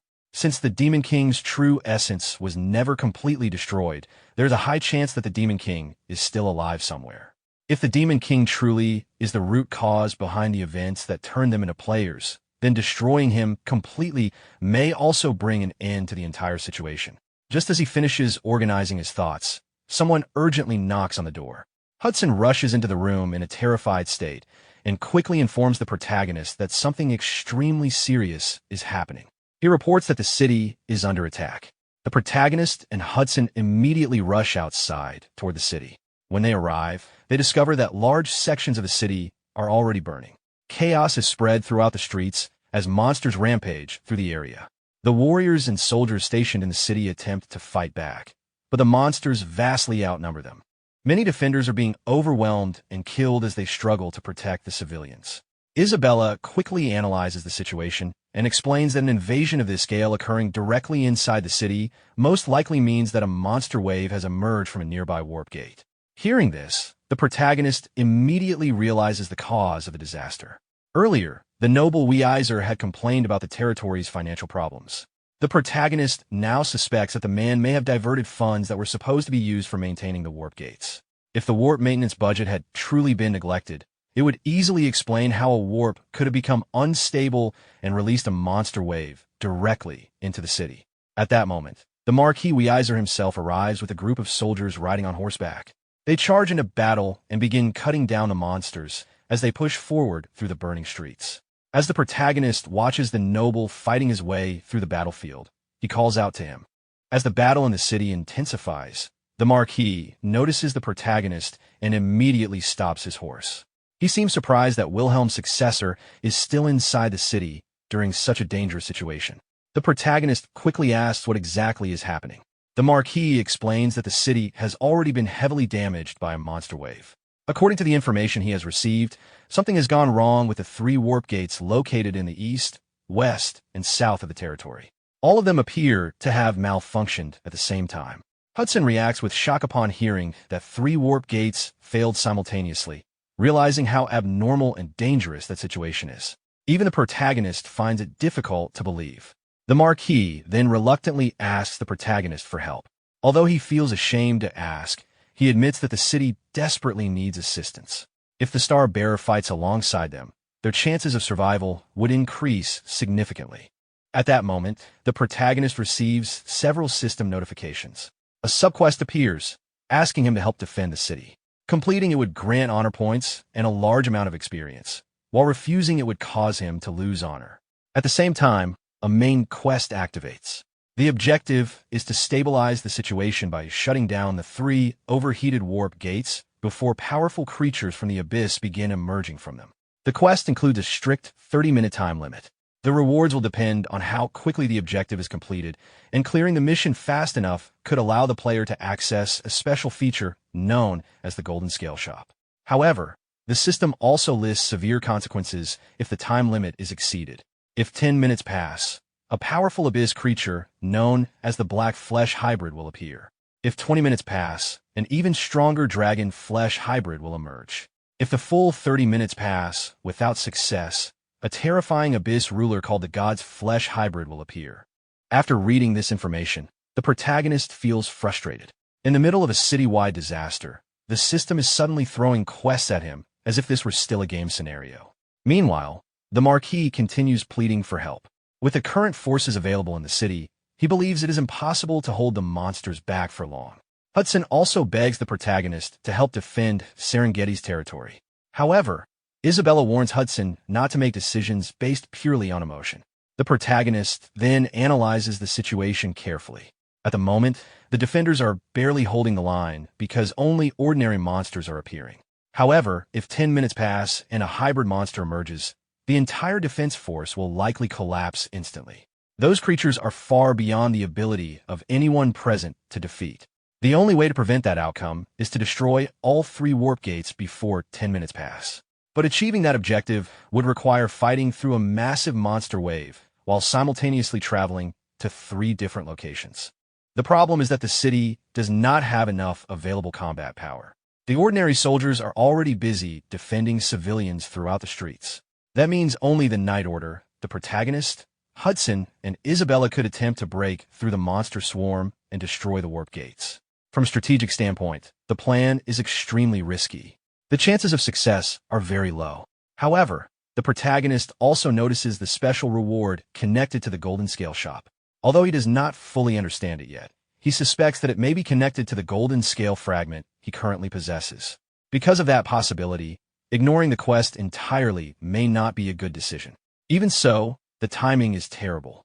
He has had no preparation at all, and attempting a main quest under these circumstances seems irrational. The logical choice would simply be to leave the city and avoid risking his life for a nearly impossible mission. He reminds himself not to be influenced by sympathy. At that moment, the cries of civilians echo through the streets. Monsters continue rampaging through the city, killing people as they advance. Among the voices is the desperate cry of a small girl begging for help. The protagonist hears everything but forces himself to suppress his emotions. Soon afterward, a priest named Andrew appears while carrying an injured man. Seeing him in danger, the Marquis immediately orders the knights to charge forward and eliminate the monsters pursuing the priest. The knights obey the command and quickly intercept the monsters, cutting them down before they can reach the priest. The Marquis then urges Priest Andrew to mount a horse and retreat to safety. He explains that the city cannot possibly save everyone, and if they lose their only high-ranking priest, the situation will become completely hopeless. However, the priest refuses to abandon the wounded civilians. Before the argument can continue, a monster suddenly leaps toward the priest with its weapon raised. The Marquis panics, realizing the priest is about to be killed. At the last moment, Isabella intervenes. She strikes the monster with a powerful attack and slices it cleanly in two before it can reach the priest. Both the Marquis and the priest are shocked by the sudden rescue. The protagonist then approaches the group and calmly announces that the upcoming battle will be extremely dangerous. Anyone who wishes to withdraw is free to do so. Hudson immediately refuses to back down. He insists on helping defend Serengeti's territory. Isabella also responds with her usual blunt attitude, pointing out that their situation has never been comfortable since they began working together. The protagonist tells her to stop complaining and admits that this time he genuinely needs their help. Inside his mind, he acknowledges how absurd the quest truly is. No reasonable person would accept such a mission. Clearing it while protecting a half-destroyed city filled with vulnerable civilians should be impossible. He tells himself that the reason he accepted the quest is not because he feels pity for the dying citizens, not because he feels responsible for the city that suffered after joining the expedition, and not because he wants to repay the loyalty of those who sacrificed themselves for him. Instead, he claims the only reason he accepted the challenge is because he enjoys hardcore difficulty. Finally, standing before the advancing swarm of monsters, the protagonist addresses the defenders. He instructs everyone to prepare themselves, because from this moment onward, they will force their way through the monster wave and carve a path forward. Horse hooves thunder across the battlefield, throwing up clouds of dust as the cavalry charges forward. Leading the assault, the bearded Marquis raises his golden-hilted sword while one of his knights anxiously warns that continuing the advance could leave them surrounded deep within enemy territory if they fail. From above, the small wedge of human cavalry races toward an overwhelming sea of monsters surrounding the fortress gates. Despite knowing the mission is nearly suicidal, the Marquis refuses to turn back. Remaining calm amid the chaos, Hyun-myung orders everyone to prepare for a direct breakthrough, declaring that they will carve a path through the monster horde. The Marquis spins his horse around in disbelief, arguing that a frontal assault with their current strength is impossible and that they will be annihilated if they become isolated. Hyun-myung simply asks whether there is any other option. As Priest Andrew, Isabella, Hudson, and the others gather below, Hyun-myung explains that the monster tide will never end unless the warps beyond the walls are destroyed. This is no longer a question of whether they can succeed, they have no choice. He promises to force a breakthrough and orders everyone to keep riding no matter what happens. Inspired by his resolve, the Marquis turns back toward the enemy and commands the cavalry to charge without slowing or stopping. The front line braces behind raised shields while Hudson pushes his horse to its limit, placing his complete trust in Wilhelm's successor. Watching Weiser continue his relentless charge, Hyun-myung realizes they have finally entered the enemy's attack range. At that moment, he uses the teleport book, opening a 30-second warp connected to the Basrock Forest waypoint. High above the battlefield, a crimson vortex opens in the sky.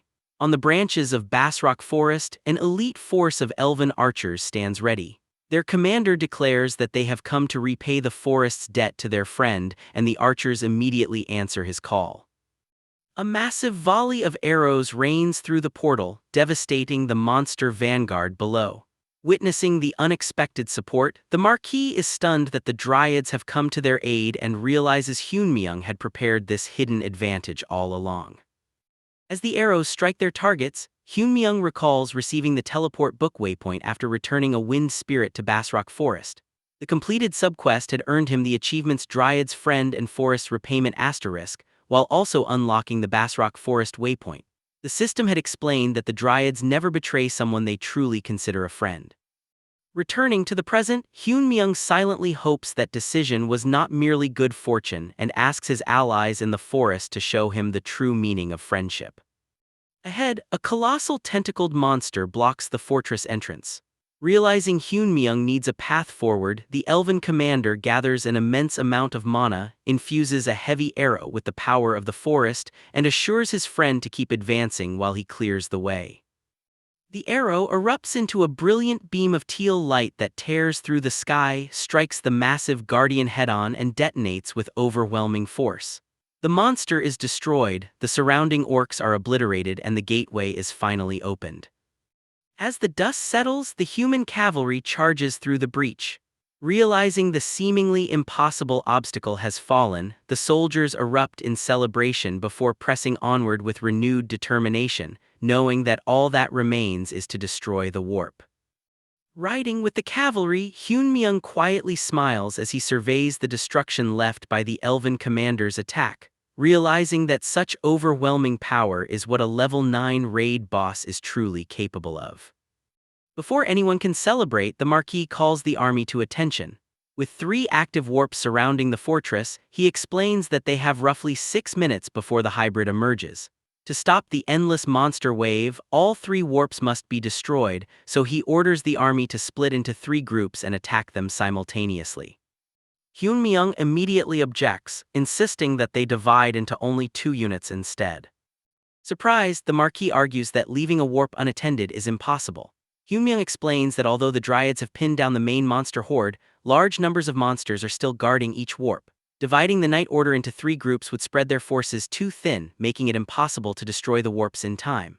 After weighing every possibility, he concludes that 2 groups are the absolute limit. The Marquis understands the reasoning but asks how they can deal with the remaining warp if there is not enough time to destroy one and move to the next. Without hesitation, Hyun-myung declares that he and Priest Andrew will handle the final warp alone. The proposal leaves Andrew stunned, while the Marquis rejects it as impossible. Hyun-myung calmly asks him to trust his judgment, explaining that it offers the highest chance of success. He adds that the final warp must be destroyed before the hybrid emerges, preferably at least 30 seconds beforehand. The Marquis studies Hyun-myung in silence before finally placing his faith in him. Acknowledging that every success so far has come from following Hyun-myung's lead, he entrusts the mission to him. The army immediately divides into 2 forces and races toward the remaining flank warps, leaving only Hyun-myung and Priest Andrew behind. As Hudson rides away, he wonders if Hyun-myung has another plan. Isabella confidently assures him that Hyun-myung has always accomplished the impossible and that their only responsibility is to fulfill their own mission. Once the others are gone, Andrew asks what they will do. Hyun-myung simply answers that the 2 of them will destroy the remaining warp. When Andrew asks how, Hyun-myung tells him to give him a moment while he works out the final details. With 6 minutes and 40 seconds remaining, Hyun-myung carefully calculates the situation. Isabella, Hudson, Weiser and their teams should be able to destroy the other 2 warps. Although monsters are guarding them, their numbers are far smaller than the horde attacking the city, and each force has 100 knights supported by elite fighters strong enough to finish the job. The real problem is the final warp. Based on his previous knowledge, a mutated monster known as the Dark Warrior will emerge there. Unlike ordinary monsters, it is powerful enough to make any other strategy unreliable. Hyun-myung concludes that only he can keep the surrounding monsters occupied with Star Peace while forcing the Dark Warrior into a one-on-one battle. Defeating it requires at least 30 seconds, and Andrew's support as a high-ranking priest is just enough to make victory possible. Any delay, however, will reduce their chances dramatically. In the end, all he can do is trust that the other teams will complete their objectives on time. Releasing the power stored within a stone, Hyun-myung unleashes a brilliant burst of light. A colossal hydreigon materializes before them, leaving Andrew staring at the massive creature in complete shock. The system begins counting down the time until the Black Flesh hybrid's arrival while tracking the number of destroyed warps. As the timer rapidly falls from just over 5 minutes to 34 seconds, 2 of the 3 warps are confirmed destroyed. The high dragon raises its many heads beneath the blood-red sky and unleashes a deafening roar. Watching the countdown reach 34 seconds, Hyunmyeong realizes the minimum conditions for victory have finally been met. The system immediately reports that one heated warp still remains and detects a mutated monster emerging from it. Moments later, the Dark Warrior steps through the rift, clad in jagged black armor with blue flames burning from its eyes and chest. Wielding a massive broadsword, it radiates an overwhelming presence that distorts the surrounding air. Hyunmyeong meets the monster's gaze without flinching as green energy gathers around him. Knowing this is the final obstacle, he focuses entirely on the battle ahead. Behind him, Priest Andrew pours his divine power into Hyunmyeong, surrounding him with powerful protective blessings and combat enhancements as the countdown drops to just 28 seconds before the Black Flesh hybrid's arrival. Heavy rain pours over a dark battlefield as the human forces retreat in panic. A desperate knight orders everyone to run toward the last remaining warp while Andrew anxiously realizes that only the warp under Wilhelm's successor's protection remains. Knowing time is running out, he silently urges Hyunmyeong to hurry. As Hyunmyeong prepares to fight, his system activates the Celestial Dragon option along with a haste effect. A massive multi-headed beast descends from above, but Hyunmyeong charges through the air at incredible speed. Crimson slashes carve through the monster before it is completely torn apart, its remains scattering across the battlefield. His system confirms the enhanced High Dragon's destruction, starts its cooldown, and shows that only 21 seconds remain before the Black Skin hybrid is summoned. Hyunmyeong draws the ultimate iron sword as blue energy ripples around him. He swings forward, extending his armored gauntlet and releasing a powerful shockwave across the battlefield. The countdown drops to 17 seconds. Watching from below, Andrew stares in awe as Hyunmyeong's blue silhouette stands before the massive crimson rift. A flaming spectral skull appears above the enemy commander, whose expression turns to fear. Their blades collide in a burst of blue light and water, sending the commander flying backward. Hyunmyeong follows with a golden slash that cuts through the surrounding spiked monsters, while dark shadows gather overhead around the enormous vortex. Activating Star Claw, he turns as blue flames surge around him and the remaining time falls to 11 seconds. With blood running down his face, Hyunmyeong corners his opponent, satisfied that the enemy has finally stopped retreating. His thoughts return to an earlier moment when he urgently instructed Priest Andrew to recite the prayer of veneration solely for him. The scene shifts back. Under a clear sky, a gigantic creature advances while the system shows 4 minutes and 31 seconds remaining before the Black Skin hybrid's arrival. Standing atop the structure, Andrew questions whether the two of them can truly accomplish the mission. Hyunmyeong explains that if they had more time, they could have succeeded together, but with his current abilities, destroying the warp before time runs out is impossible. Shocked, Andrew asks why only the two of them came if failure means the city and its defenseless people will perish. Hyunmyeong instead asks whether Andrew truly wants to save everyone, and after Andrew answers without hesitation that he does, Hyunmyeong asks him to perform the prayer of veneration for him. The request leaves Andrew speechless. The system explains that the prayer of veneration is a sacred ritual available only to the highest-ranking priests who have reached the goddess's presence. When offered to someone other than the goddess, it grants that person power comparable to her authority for a brief moment. However, doing so also marks the priest's final prayer, severing their bond with the goddess. For a priest like Andrew who exists solely to serve her, losing that connection is more painful than losing his own life. Hyunmyeong understands that by making this request, he is asking Andrew to abandon the faith that has defined his entire existence. Facing Hyunmyeong beneath the clear sky, Andrew asks how he even knows about the prayer, revealing that only a handful of priests and one other person are aware he can use it. Hyunmyeong dismisses the source of the information, saying only Andrew's ability matters. Andrew points out that anyone who knows of the prayer should also understand what it demands of a priest. Hyunmyeong admits he knows the cost, and reveals that his entire strategy was built on the assumption that Andrew would accept. He explains that sacrificing a single priest offers a greater chance of success than dividing the Knight Order's strength. He also admits he relied on Andrew's inability to abandon innocent people, effectively forcing the decision by placing the citizens' lives at stake, and acknowledges that Andrew has every reason to resent him. Instead of anger, Andrew lowers his head and thanks him. He explains that without Hyunmyeong forcing the choice, he would have spent the rest of his life struggling between his faith and the lives of his people. Through tears, he sincerely thanks Hyunmyeong once again. Hyun-myung is left speechless by the priest's response. His system identifies Andrew as an NPC known for granting numerous honorary quests, a devoted priest, and one of Pangenia's great sagas. Looking at him, Hyun-myung realizes that, more than anyone he has ever met, Andrew has earned his deepest respect. The prayer of veneration is activated, and a brilliant green light engulfs Hyun-myung. The prayer dramatically amplifies every aspect of his abilities, greatly increasing his strength, stamina, agility, intelligence, holy power, swordsmanship, elemental resistance, perception, and mastery of two-handed swords. However, because of his low level, the overwhelming blessing can only be sustained for 2 seconds.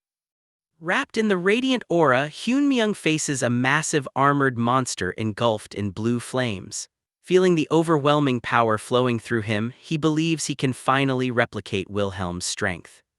He challenges the monster to witness a technique he would never have wasted before invoking the Night King Wilhelm's swordsmanship.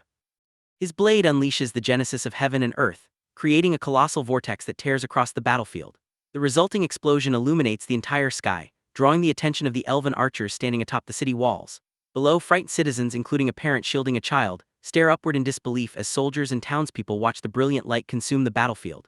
Throughout it all, Priest Andrew remains on his knees, praying as the light slowly fades. As the blessing expires, the system confirms that the prayer of veneration has ended. Hyun-myung turns toward Andrew, then walks back from the shattered battlefield while the remaining dark creatures crumble into dust. He deactivates Star Claw, sheathes his sword, approaches the elderly priest, and tells him that he is the one who saved the city. The system then confirms that only 1 second remained before the black-skin hybrid's arrival, and that all 3 overheated warps were successfully destroyed within 9 minutes and 59 seconds. The main quest, Seal the Rift in Dark Space Asterisk, is completed, but the rewards cannot be calculated normally because of a singularity. His record is entered into the Hall of Fame. He obtains a large fragment of the broken golden rule, and the constellations of the White Temple react with displeasure. The Dark Army retreats into the abyss, while the Godskin hybrid engraves Hyun-myung's image into its eyes in anticipation of their next encounter. The hidden Golden Rule shop opens, allowing broken Golden Rule fragments to be exchanged for special talents, items, elixirs, and even mythical species. Hyun-myung also levels up as the system officially confirms the complete success of Main Quest 4, Seal the Rift in Dark Space Asterisk. Priest Andrew recalls the day he met the Night King Wilhelm. Overcome with desperation, he begged Wilhelm to save his daughter Andasar, who had been cursed by black magic and transformed into an elder lich.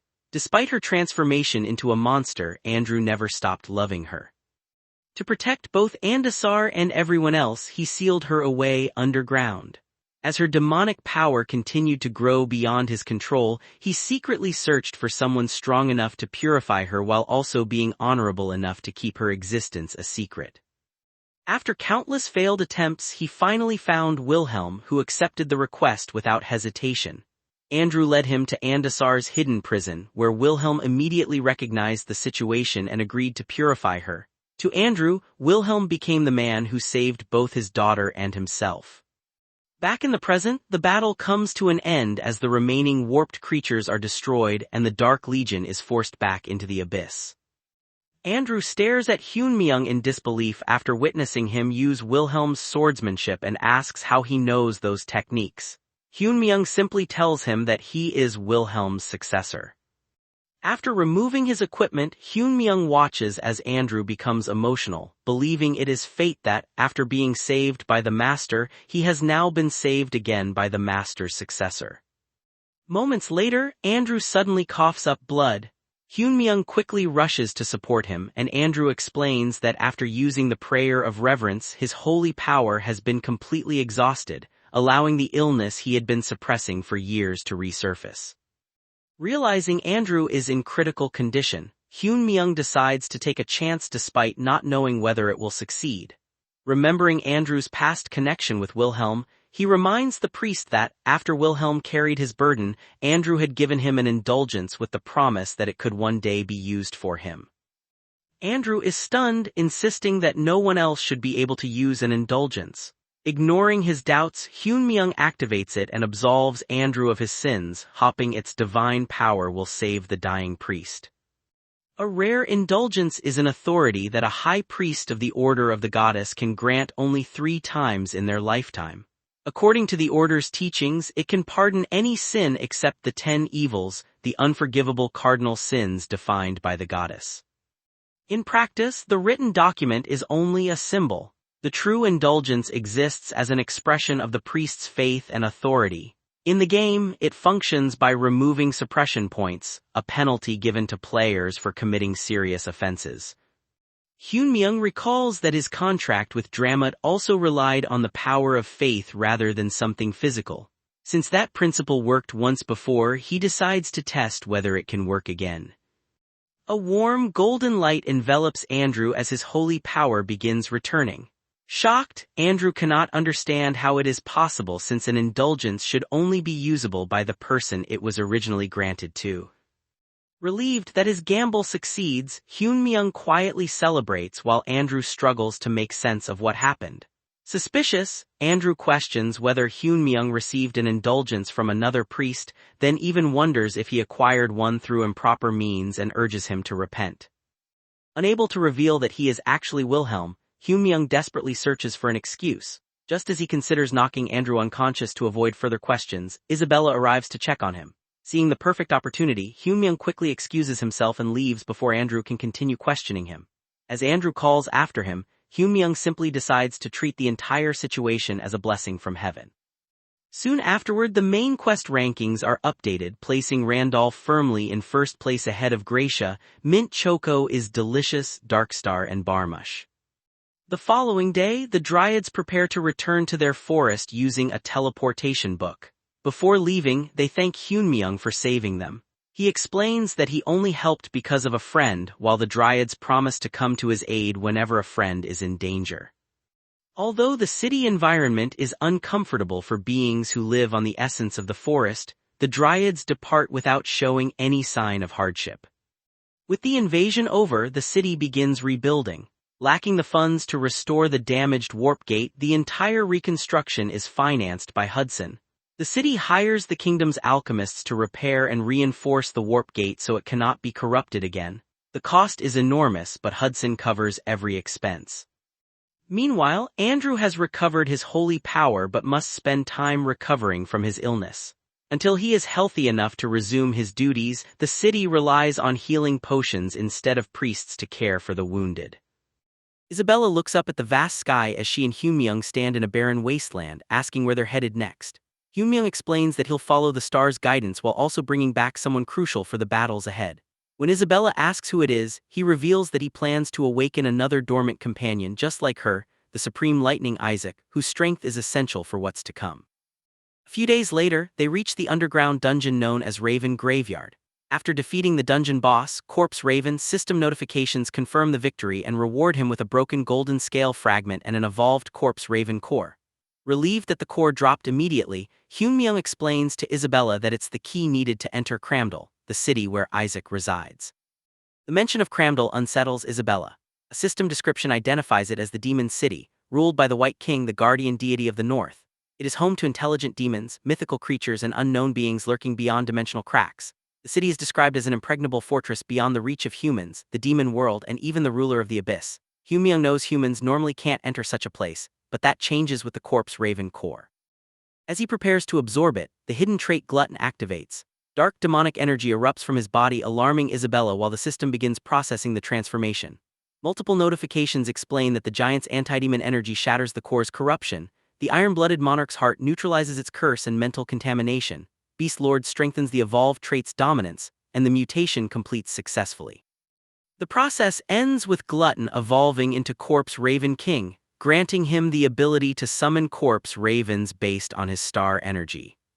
When the smoke clears, Hyunmyeong has transformed into a dark-feathered humanoid crow fiend. Inspecting his new form, he realizes the disguise is nearly flawless, even better than a shapeshifter's imitation, and concludes that the core serves as the disguise's medium. If it breaks, the disguise will likely disappear. Confused by his appearance, Isabella questions the transformation. Hyunmyeong explains that it's the Corpse Raven's disguise, allowing him to enter Cramdal unnoticed, though an involuntary caw slips into his speech. Isabella immediately notices it, leaving Hyunmyeong embarrassed as he realizes it's a side effect of the transformation. She dryly remarks that he's fully committed to the disguise, even mimicking the bird's cry. Trying to end the conversation, Hyunmyeong hands Isabella a set of armor and tells her to equip it. When she points out that it's his equipment, he explains that the complete Michaela set grants celestial dragonborn wings, while the rest of the appearance becomes demi-dragon, which is sufficient since they only need to appear as monsters. The system then confirms that the Michaela set automatically adjusts its appearance according to the wearer's gender and level. Later, aboard a large galleon sailing through the hidden docks toward Cramdal, Isabella now appears as a winged demi-dragon. She wonders how Hyunmyeong knew changing their appearances would grant access to the hidden route. Maintaining his mysterious image, he credits the stars while privately recalling that he once saw Wilhelm use this path. Looking around the crowded ship, Isabella notices countless powerful monsters traveling peacefully together. Judging from their appearances, she estimates they are level 7 and 8 monsters and finds it remarkable that none of them cause trouble. Hyunmyeong explains that only evolved monsters are allowed into Cramdal, and those with the evolved title possess intelligence comparable to humans. Because of that, they strictly obey the city's laws. When Isabella asks why, he simply replies that those are the absolute rules of Cramdal. Their conversation is interrupted when the sea erupts and a gigantic level 9 raid boss, the giant grudge phantasm, rises beside the ship, declaring its hunger. Before it can attack, a colossal stone eye opens above Cramdal's walls and activates Medusa's eye. The raid boss is instantly petrified into solid stone. Stunned, Isabella can't believe a level 9 raid boss was defeated in a single move. Hyunmyeong explains that Medusa is one of Cramdal's primary defensive abilities. Anyone who causes trouble within the city's domain is immediately executed, which is why evolved monsters never violate its laws. Moments later, an evolved level 8 sewer rat dressed as a ship's steward politely apologizes to the passengers, explaining that an impurity briefly entered Cramdal's territory but assuring everyone there is nothing to worry about. He informs them that they will arrive shortly and encourages everyone to enjoy the rest of the journey peacefully. As Cramdal's harbor comes into view, Hyunmyeong's expression turns serious beneath his crow disguise. He warns Isabella that they're entering an invincible fortress ruled by monsters unlike anything she has ever seen. If their true identities are exposed, their lives will be at stake, so she must remain alert every second they are inside. The ship finally docks and Hyunmyeong steps onto land expecting a dark, blood-stained demon fortress. Instead, he's greeted by colorful festival decorations, bright lights, and bustling streets filled with merchants. Vendors enthusiastically advertise peaceful hot springs and special discounts, creating an atmosphere completely unlike the city he remembers. Hyunmyeong freezes in disbelief. When Wilhelm visited only a year earlier, there wasn't a hot spring or even a blade of grass in the barren city. Staring at the lively surroundings, he wonders what could have transformed Cramdal so drastically. As they walk through the crowded streets, Isabella asks about the person they've come to find. Hyunmyeong introduces him as the Supreme Lightning Isaac and describes him as one of the continent's most notorious fugitives. He explains that Isaac extorted nobles and priests, robbed allied supply lines while posing as a mercenary, assassinated key figures, triggered monster warps that devastated cities, and orchestrated the destruction of the mining city. In short, he considers Isaac an unprecedented criminal in Panginia's history. Isabella notices that Hyunmyeong sounds oddly proud while describing him, almost like a parent boasting about a child. After hearing the long list of crimes, she concludes that Isaac is far from an ordinary person. Hyunmyeong reflects on the game's past, remembering countless player complaints and protests over Isaac's actions. At the time, he dismissed them because he believed Panginia was just another game and never realized its true nature. Regardless of the past, he knows Isaac is someone they absolutely must recruit for the greater cause.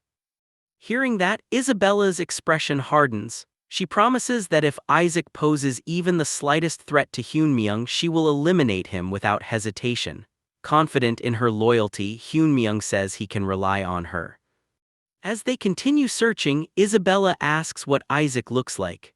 Hyunmyeong describes him as having a lightning-shaped scar across his forehead, blonde hair, and celestial dragonborn wings like hers. Before he can finish, he suddenly notices someone matching that exact description.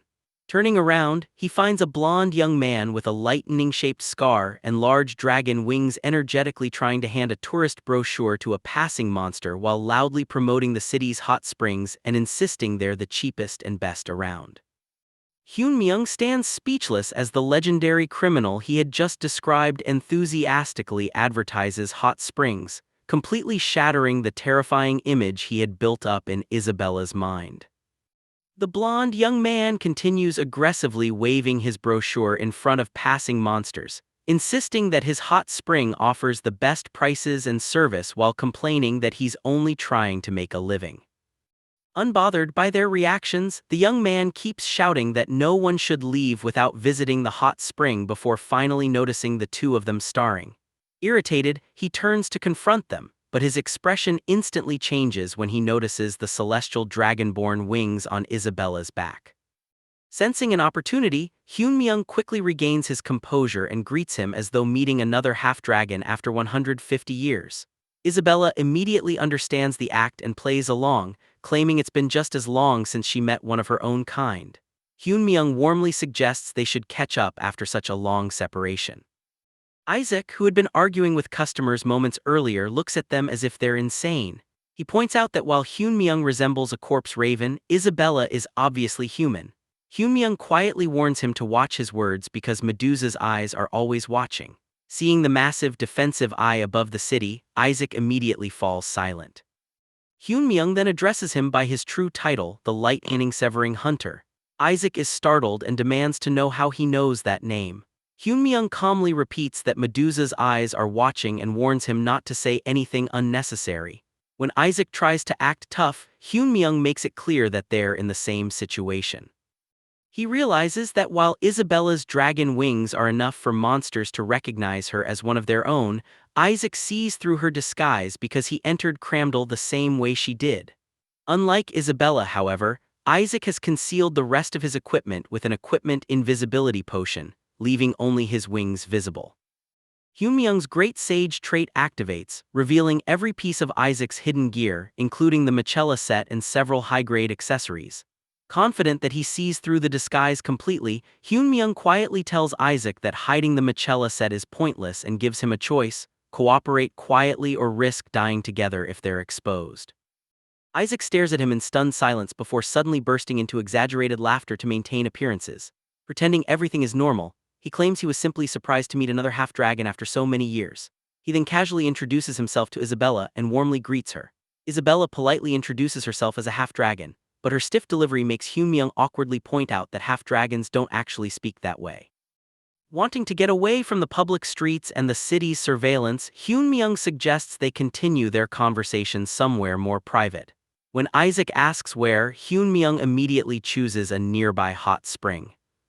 A short time later, Isaac leads them to a rundown hot spring inn and calls for the elderly owner to prepare 2 rooms for his out-of-town guests. An evolved level 4 goblin rushes out with a broom, scolding Isaac for the way he treats customers and chasing him around the entrance. Isaac easily avoids the broom, arguing that no one would ever visit such a shabby hot spring if he didn't advertise so aggressively. The old goblin then asks who will pay the bill, and Isaac casually points at Hyunmyeong. At that moment, a captive cactus creature desperately cries for help, insisting it already has another inn reserved, accusing Isaac of extortion and pleading for someone to deliver justice. Hyunmyeong pays the bill and walks past the cages, remarking that Isaac at least helped them save some money. Isabella glances back at the crying creatures, feeling as though they're desperately asking for help, but Hyunmyeong tells her not to make eye contact and keeps walking as the cactus continues crying behind them. Soon, the 3 relax in a private outdoor hot spring. As Hyunmyeong enters the steaming water, a system notification states that the lesser goddess's tear is relaxing and stabilizing his entire body. Examining the glowing water, he realizes this is no ordinary hot spring. Isaac explains that if it were ordinary, monsters wouldn't be so eager to visit. Curious about the city's drastic change, Hyunmyeong asks when the hot spring appeared, recalling that it didn't exist before. Isaac admits he doesn't know the details and only knows that the springs suddenly emerged one day. Hyunmyeong suspects the mysterious hot spring may be connected to a hidden item or unique power. Isaac's expression turns serious as he asks why Hyunmyeong sought him out, pointing out that their meeting couldn't have been a coincidence. Hyunmyeong simply replies that the stars guided him. Isaac mocks the answer, saying a mere corpse raven hardly resembles a saint, prompting Hyunmyeong to sarcastically point out that Isaac is hardly in a position to judge after forcing customers into hot springs. Embarrassed, Isaac insists he only resorted to that because he had to survive. Ignoring the excuse, Hyun-myung gets straight to the point and offers Isaac a deal. If Isaac serves him for 1 year, he'll help him escape Cramdal and return to the continent. Isaac immediately rejects the proposal, telling Hyun-myung to leave and hoping they never meet again. Hyun-myung then mentions the mining city that Isaac destroyed, causing Isaac to freeze. Remembering the past, Hyun-myung reflects on how, during his days as a player, he intentionally used Isaac for disruptive roleplay and trolling, accumulating such a high suppression level that he could barely enter any city. While living as a fugitive, Isaac eventually found a hidden village ruled by a corrupt chief.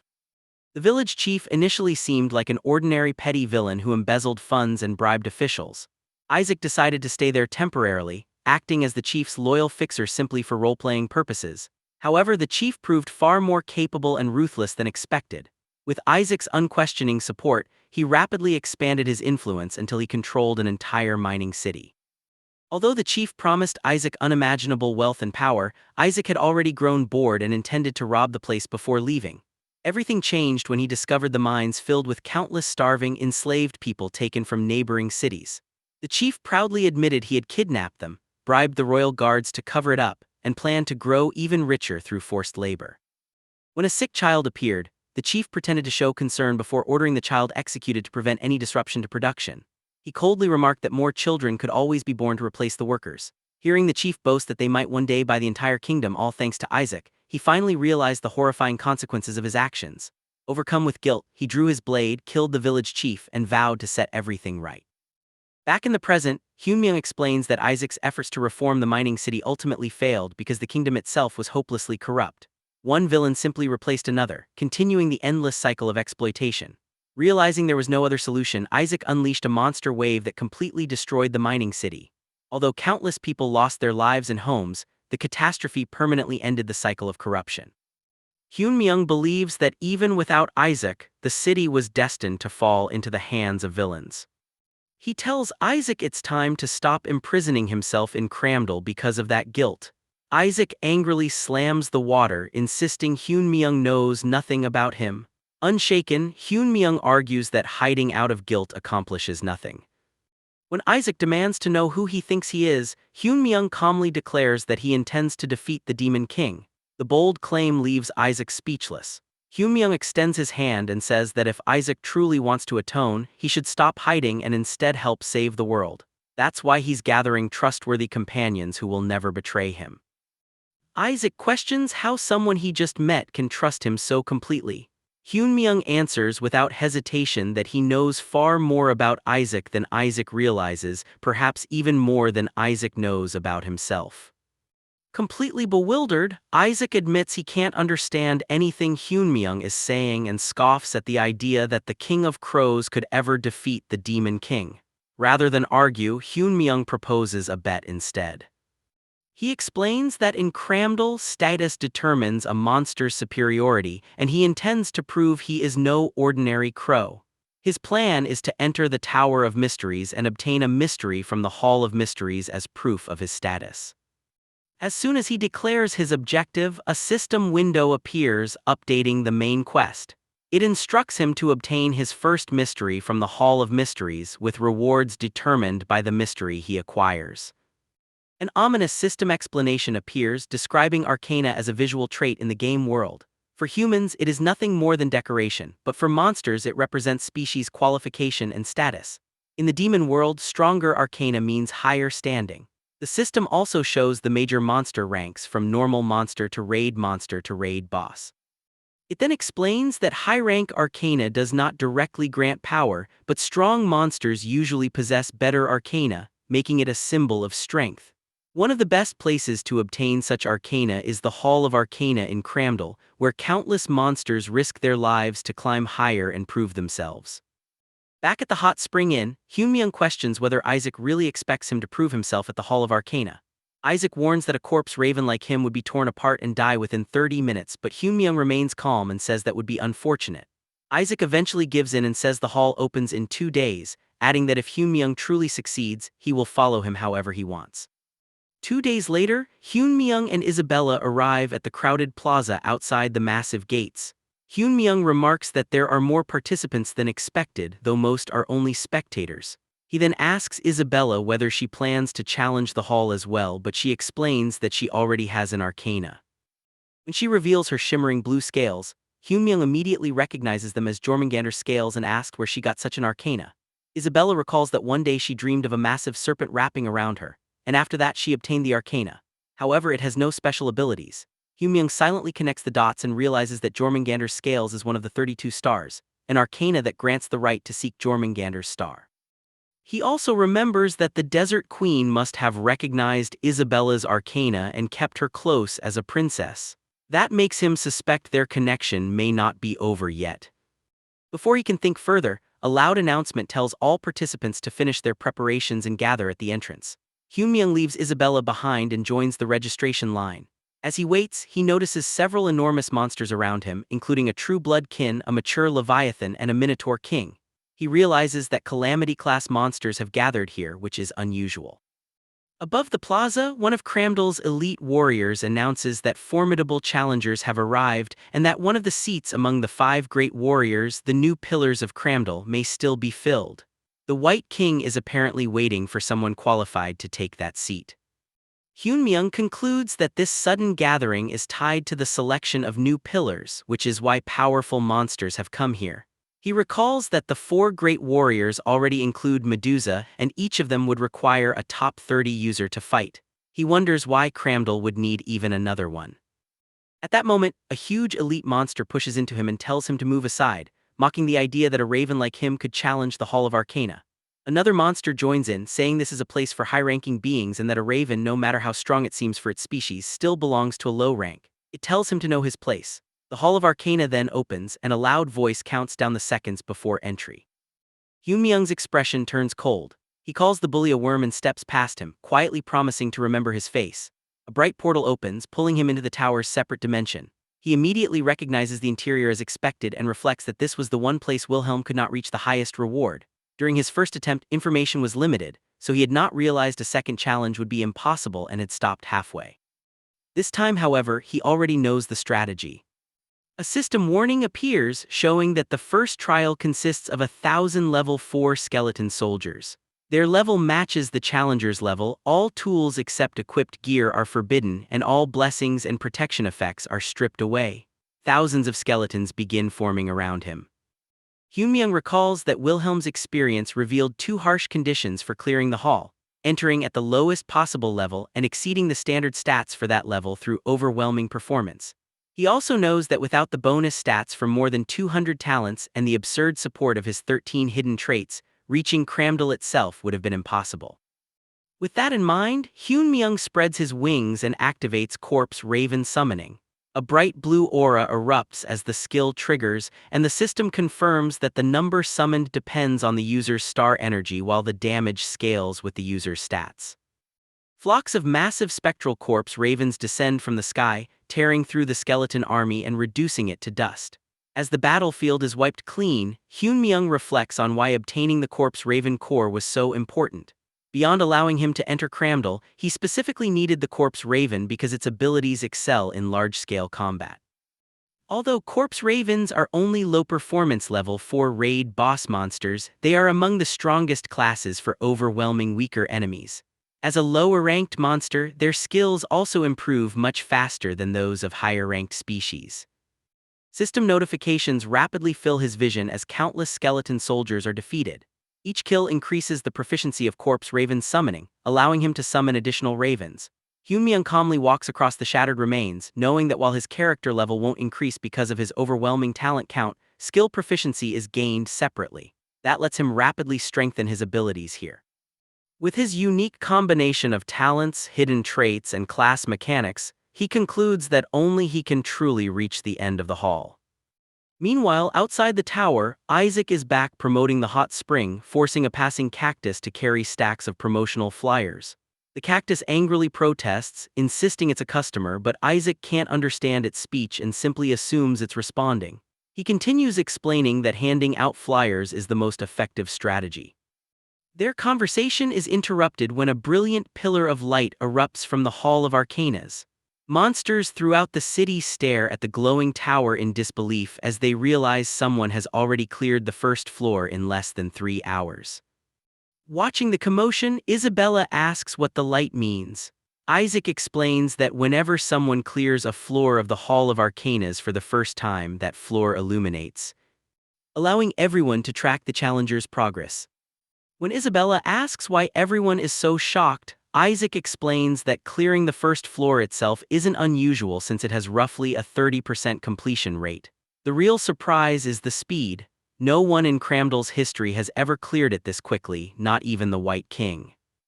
Realizing exactly who is inside, Isabella calmly remarks that the star-bearer has accomplished something extraordinary once again. The monster that had mocked Hyunmyeong earlier immediately objects, insisting there's no way the Raven could be responsible since no one knows the challenger's identity until they leave the tower. Isabella simply reminds Isaac that he himself called the feat unprecedented. When he reluctantly agrees, she confidently replies that it could only be the star-bearer. As Isaac stares at her in shock, Isabella looks toward Hyunmyeong's future companions and tells them to remember one thing: whenever the impossible becomes possible, it is only through the star-bearer's will. Deep within an ornate chamber, one of Cramdell's supreme rulers, Gungi of the Four Great Warriors, meditates in silence. A subordinate rushes in to report that the Hall of Arcanas has begun lighting up. Gungi remains calm, remarking that it happened quickly, but hopes this time someone worthy of becoming one of the 5 great warriors will appear, as he has no desire to relive his greatest humiliation. His thoughts return to 2 years earlier when the 4 great warriors, the pillars of Cramdell, were completely defeated by a single human named Wilhelm. Wilhelm spared their lives only to use them as bait to draw out the White King, a disgrace Gungi has never forgotten. He orders the messenger to notify him as soon as someone reaches the 2nd floor, even if they are not yet worthy of the 5 great warriors, so he can personally recruit them. The messenger nervously reveals that the lights have already reached the 4th floor. Shocked, Gungi realizes the challenger has already reached the same floor as the White King in an impossibly short time, and immediately orders all 4 great warriors to gather at the Hall of Arcanas. Meanwhile, inside the tower, system notifications announce that Corpse Raven summoning has reached level 10 and evolved into Advanced Corpse Raven summoning. After clearing the 4th floor, Hyunmyeong is offered the Transcendent Mythic Arcana, Progenitor Giant. Standing atop a mountain of shattered bones, he refuses the reward without hesitation. The system immediately advances him to a higher trial, opening a warp to the 5th floor and explaining that the challenge will be based on the challenger's racial stats. Curious, Hyunmyeong watches as the system scans him, identifying his races as Void, Giant, Druid, Celestial, and Corpse Raven for a total of 55 racial points. Having met the tower's hidden final condition, he unlocks a hidden quest from the Master of the Hall, offering him entry into the Hall of Mythic Arcanas. The system warns that refusing will cancel the quest and return him to the normal Hall of Arcanas. Hyunmyeong realizes this is unexplored territory even for Wilhelm. Although the mythic challenge is undoubtedly far more dangerous, it promises an even greater arcana. While such a reward offers little value to him as a human, he knows he is the only person to discover this hidden path. Unable to resist an adventure no one else has attempted, he immediately accepts the challenge. The surroundings transform into a vast celestial void as the system confirms his entry into the Hall of Mythic Arcanas and grants him the achievement for challenging myth. An awakened skeleton soldier appears, and the system explains that monsters within this hall randomly inherit the challenger's racial stats. The skeleton immediately acquires the Druid and Giant races. Watching the skeleton rapidly mutate, Hyunmyeong realizes that inheriting racial stats also grants access to that race's abilities. The skeleton instantly launches Druid's light spirit arrow before following it with Giant's grip. Dodging the massive attack, Hyunmyeong concludes that even for a hidden quest, the difficulty has increased dramatically. At that moment, countless eyes appear across the sky as every constellation of the 100 Stars Temple turns its attention toward the hidden quest. Hyunmyeong sighs, wondering whether they're fascinated by the quest or simply hopping to watch him struggle. He activates Star Pierce, sending stellar energy through his body for 26 seconds. Deciding not to prolong the battle under the constellation's watchful eyes, he prepares to finish the fight quickly as every constellation remains focused on him. Outside, panic spreads through the city square when the top floor of the Hall of Arcanas suddenly lights up. The gathered monsters are stunned, unable to believe someone has reached the summit so quickly. Convinced such a feat is impossible for an ordinary monster, they begin speculating that the challenger must be an overwhelmingly terrifying existence capable of transcending all species. Isaac stares at the glowing tower in disbelief, realizing the raven has reached the 5th floor, a feat even the White King never accomplished. The crowd suddenly parts as an overwhelming presence descends upon the plaza. The 4 great warriors arrive together, freezing the entire area with their intimidating aura. Gungi and the Great Earth Dragon exchange a few words before the Snake King precisely notes that only 2 years and 87 days have passed since they last gathered. Medusa asks Gungi what he believes awaits inside the tower. Gungi admits he doesn't know, but he is certain the challenger has reached the final floor which even the White King failed to conquer. He believes no one should surpass either the White King or Wilhelm, yet another being capable of rivaling them may have appeared. If such an existence truly exists, Cramdal's absolute order could lose its meaning. Whether they welcome that being as an ally or confront it as an enemy, they will have no choice but to acknowledge it. Just then, a massive monster emerges from the portal and immediately assumes everyone has gathered to welcome him as the newest great warrior. The plaza falls silent as he proudly declares that he possesses a legendary grade arcana worthy of becoming one of Cramdal's 5 great warriors. While he continues boasting and displaying the Mist Dragon arcana, the crowd simply wonders why the true challenger has not appeared yet. Before he can continue, a familiar voice calls him an earthworm. The bully instantly recognizes Hyunmyeong, who calmly walks past him and begins counting. Before the confused monster can react, Hyunmyeong reaches 3 and the bully's Mist Dragon arcana suddenly shatters into dust. As the stunned monster watches in horror, Hyunmyeong reminds him that he never forgets a face. System notifications reveal that Hyunmyeong possesses the arcana *eternal Randolph ***, awarded to one who surpasses all specifications. The arcana is indestructible, immune to interference, permanent, grants the hidden trait *eternal Randolph ***, and allows him to permanently destroy any arcana of a lower grade once per target. His main quest updates, awarding him a large number of broken golden scale fragments and recording a total score of 500 points for the Hall of Fame.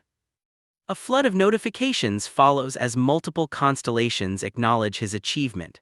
The constellations of Fortune, Adventure, and Clockwork each upgrade his rewards. The Eternal Moon silently approves, the nameless constellation offers its support, and Hyunmyeong levels up. Far above Cramdal, the White King opens his eyes upon his dark throne. Sensing a presence unlike any before, he remarks that he can smell a status he has never encountered, finding the mysterious newcomer truly intriguing. As the dust settles inside the 5th floor of the Tower of Arcanas, Hyunmyeong completes the trial. The tower recognizes his unprecedented achievement, records it permanently in its Hall of Fame, increases his fame, and grants him a unique beyond-standard arcana called Eternal Randolph. His hidden mission is then evaluated. Every constellation in the tower is astonished by his accomplishment, acknowledging that he achieved the impossible. He receives a perfect score, earns a large fragment of the broken golden scale, and secures a place in the Hall of Fame. Having exhausted every standard reward the tower offers, the reward system is replaced by the sacred White Hall of Constellations. A new selection of 100 high-level constellation rewards becomes available. Unable to determine what each reward does, Hyunmyeong decides to postpone his choice and instead examines his new arcana. Eternal Randolph is an arcana granted only to someone who surpasses every existing standard.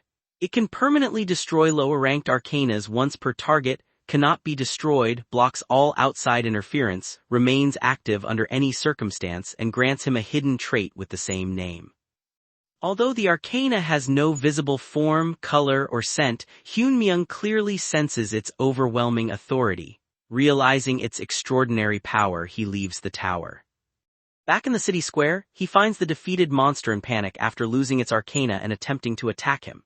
Before it can move, Medusa intervenes and instantly restrains the creature with her petrification ability. She declares that disturbing the peace of Cramdal is forbidden under the White King's law, and Gungi asks Hyunmyeong whether he intends to stand as an ally or an enemy.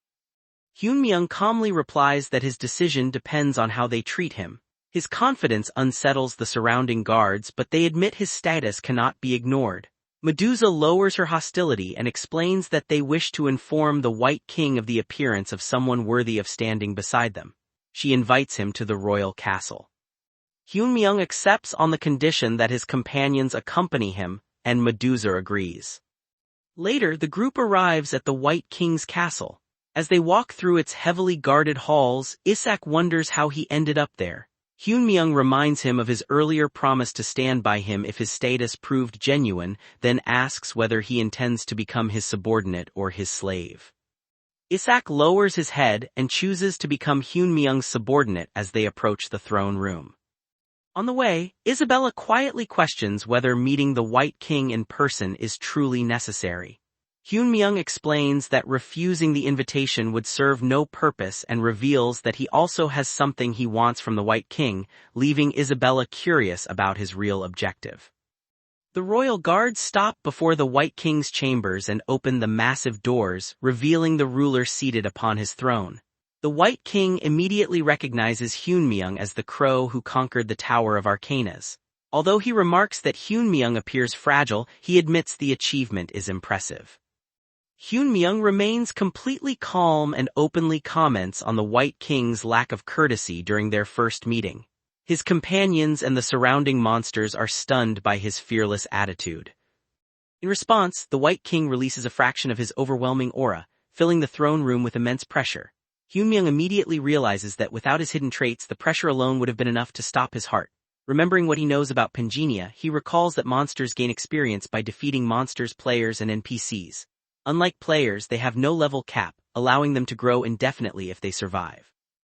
Based on that knowledge, he concludes that the White King stands at the very top of the world's hierarchy and with Wilhelm and the Demon King gone, rules Pangenia as its absolute monarch. To withstand the crushing pressure, Hyunmyeong's defensive abilities activate automatically, allowing him to remain standing. Knowing he is still far weaker than the White King, he stays focused and calmly reminds him that even a guest deserves basic respect.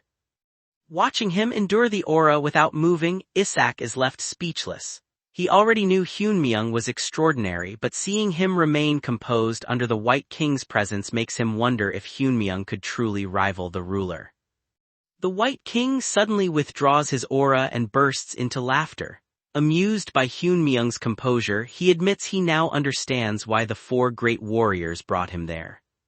Hyunmyeong realizes his approach has worked. From what he knows, the White King only pays attention to those who interest him. He values strength above all else, is possessive of what belongs to him, and acts almost entirely on instinct. The White King ends the confrontation before it causes further damage to Cramdal. Although Hyunmyeong points out his poor manners, the ruler simply laughs and rewards him for sparing his warriors. Hyunmyeong understands that despite his unpredictable personality, the White King is generous toward those he likes. To negotiate with him, the first step is earning his interest. The White King then asks for his name. Hyunmyeong's companions recognize that being called strange is the highest compliment the ruler gives, confirming that Hyunmyeong has gained his attention. Hyunmyeong introduces himself as Randolph. The White King carefully senses the mysterious arcana within Randolph. Although it has no visible form, he recognizes it as the arcana that destroyed the Mughas arcana. Even his own arcana reacts with fear, leading him to conclude that Randolph possesses a higher species rank. While a higher rank does not always guarantee greater strength, clearing the tower's final mythic trial proves Randolph is no ordinary being, making the White King eager to test him in battle. As the ruler's fighting spirit rises again, everyone in the room grows uneasy. Hyunmyeong immediately warns that a battle between them would destroy Cramdal. The White King agrees that he cannot risk his own territory and abandons the idea before asking about the hidden floor of the Tower of Arcanas. Hyunmyeong refuses to reveal the trial without receiving something in return. Accepting the condition, the White King asks what he wants. Hyunmyeong explains that he is searching for something within Cramdal and requests the White King's cooperation. The ruler immediately agrees, assuring him that no monster would interfere with one of the 5 great warriors. Hyunmyeong shows little interest in the title and questions why he should serve the White King. The ruler clarifies that a great warrior is not a subordinate but an equal who simply chooses to respect him. After considering the situation, Hyunmyeong realizes the 4 great warriors are all level 12 beings who govern the territory alongside the White King. Accepting the position would allow him to move freely throughout Cramdal and help him accomplish his objective, so he accepts the offer. The White King officially welcomes Randolph as the newest pillar of Cramdal.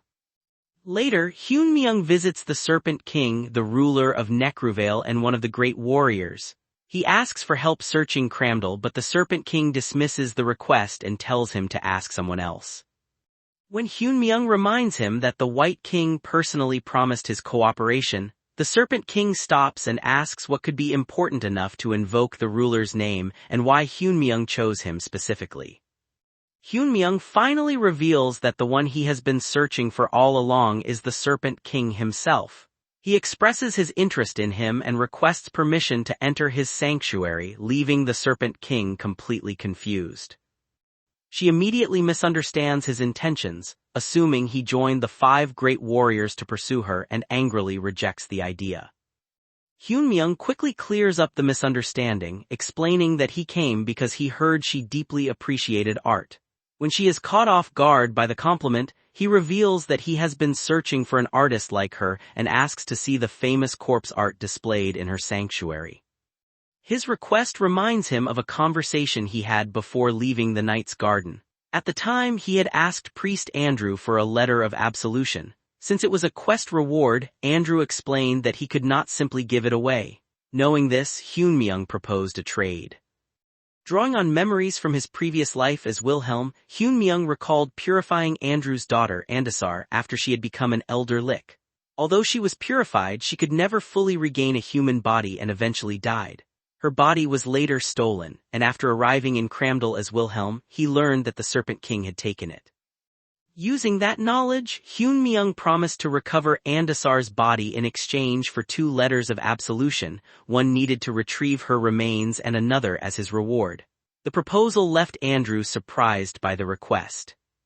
Returning to the present, Hyunmyeong once again expresses his desire to see the Serpent King's artwork and asks to visit her sanctuary. Delighted to meet another monster who appreciates art, the Serpent King happily accepts and invites him inside. Later, the group arrives at the Serpent King's castle on the outskirts of Cramdal. The Serpent King warmly welcomes everyone and proudly escorts them through her sanctuary. Following behind, Isak cannot believe that, after meeting the White King, he is now entering the Serpent King's sanctuary as well. Isabella calmly tells him to get used to it because even more unbelievable events will continue to happen. When Isak comments on how calm she is, Isabella explains that she has served the Star Bearer longer than anyone else and is his second in command, with Hudson ranked 3rd and Isak after him. Confused, Isak wonders who Hudson is.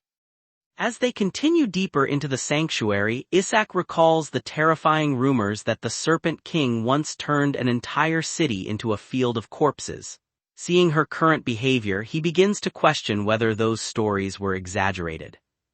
The group eventually reaches the Serpent King's private gallery, where she proudly presents her collection and asks for Hyunmyeong's opinion. Shocked by the gruesome displays, Isak nearly insults the artwork before the Serpent King immediately becomes enraged and prepares to kill him. Isak quickly apologizes and reminds her that violence is forbidden within Cramdal. The Serpent King dismisses the concern, explaining that a great warrior holds the same authority as the White King, meaning killing someone in this situation would not violate the rules. Before the conflict escalates, Hyunmyeong steps in and praises the artwork, explaining that true masterpieces cannot be understood by ordinary people. He compliments the emotional depth of her creations and suggests ignoring those incapable of appreciating them, instead asking her to personally introduce each piece. His praise immediately calms the Serpent King. Thrilled to have someone admire her work, she eagerly begins explaining every exhibit, including leather crafted from the skin of humans who invaded Cramdal, describing the care taken to preserve every detail. As Hyunmyeong listens, his attention shifts toward an isolated workstation bound in heavy chains after he senses a strange and chaotic presence coming from it.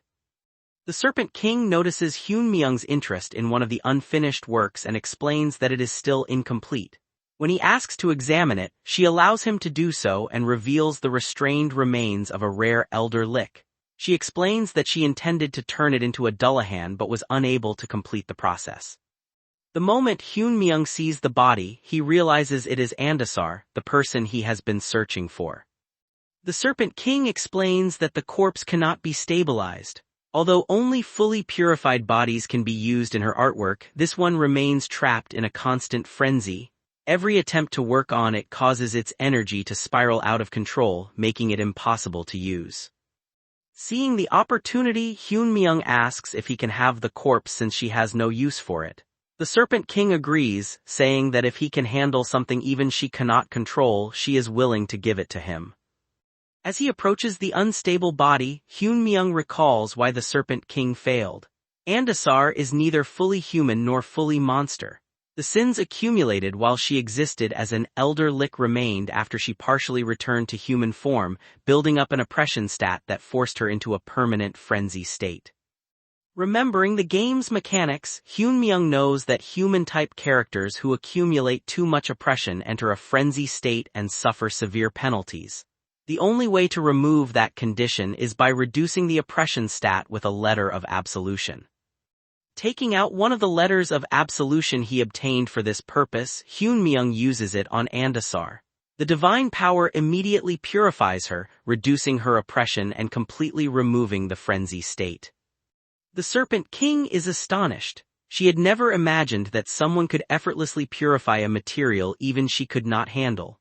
She begins to wonder whether Hyun-myung is not only someone who understands corpse art but also an artist who walks the same path she does. The realization awakens years of loneliness. As the master of Necruvale and the creator of corpse art, the Serpent King has always lived in isolation because almost no one could truly understand her work. While a few critics appreciated her creations, none could share the hardships or joy of creating them.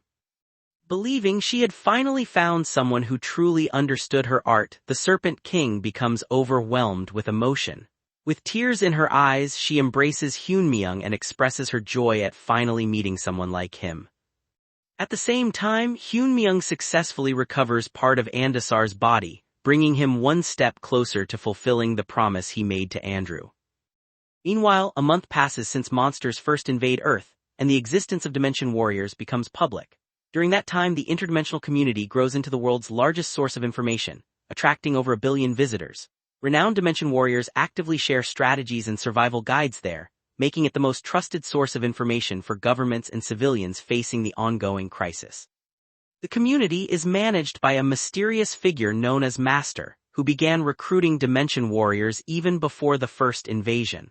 Over time, he builds the largest player faction, forms alliances with influential politicians and business leaders, and earns recognition as one of the 8 heroes among players. At a high-security summit in the United States, several members of the 8 heroes gather to discuss the current situation. After briefly noting Gracia's absence, the meeting shifts to Randolph, who is believed to be Wilhelm after once again overturning the main quest rankings. Although some believe he should be dealt with immediately, the others decide the coming dimensional invasion is a greater priority.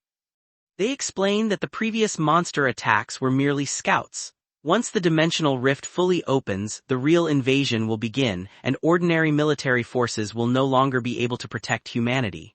At that point, players will become the world's true protectors, replacing governments and corporations as the dominant authority. At the same time, the world's collapse continues to advance, drawing closer to the point where the first dimensional wall will fall. Back in the Serpent King's sanctuary, she is amazed after watching Hyun-myung purify Andasar's body. Curious about his method, she asks him to reveal the technique. Hyun-myung realizes monsters know nothing about the frenzy state because unlike humans, evil deeds only improve their reputation instead of driving them into madness. Using that knowledge as an excuse, he avoids revealing the truth, explaining that artistic techniques are not something artists casually share. The Serpent King eagerly hopes he will reconsider, while Hyun-myung prepares to take Andasar's body. However, he notices that the head is missing and asks where it went, believing he should return the body to Andrew intact. The Serpent King explains that the head was already missing when she found the corpse. She tracked its remaining energy into Cramdal's underground, but she was forced to give up because even she could not enter. Surprised, Hyun-myung asks how someone as powerful as one of Cramdal's rulers could be denied entry. The Serpent King explains that the underground is occupied by the Star Guardians. Although monsters normally dominate the continent, Cramdal maintains a non-aggression pact with the Star Guardians, preventing any conflict. When Hyun-myung asks why the Star Guardians are there, she explains that a mysterious hot spring connected to the stars lies beneath Cramdal. A unique grade arcana covers the area like a veil, preventing the star guardians from reaching the star they seek, leaving both sides locked in a stalemate. Even the White King has tolerated their presence because breaking the pact would have serious consequences.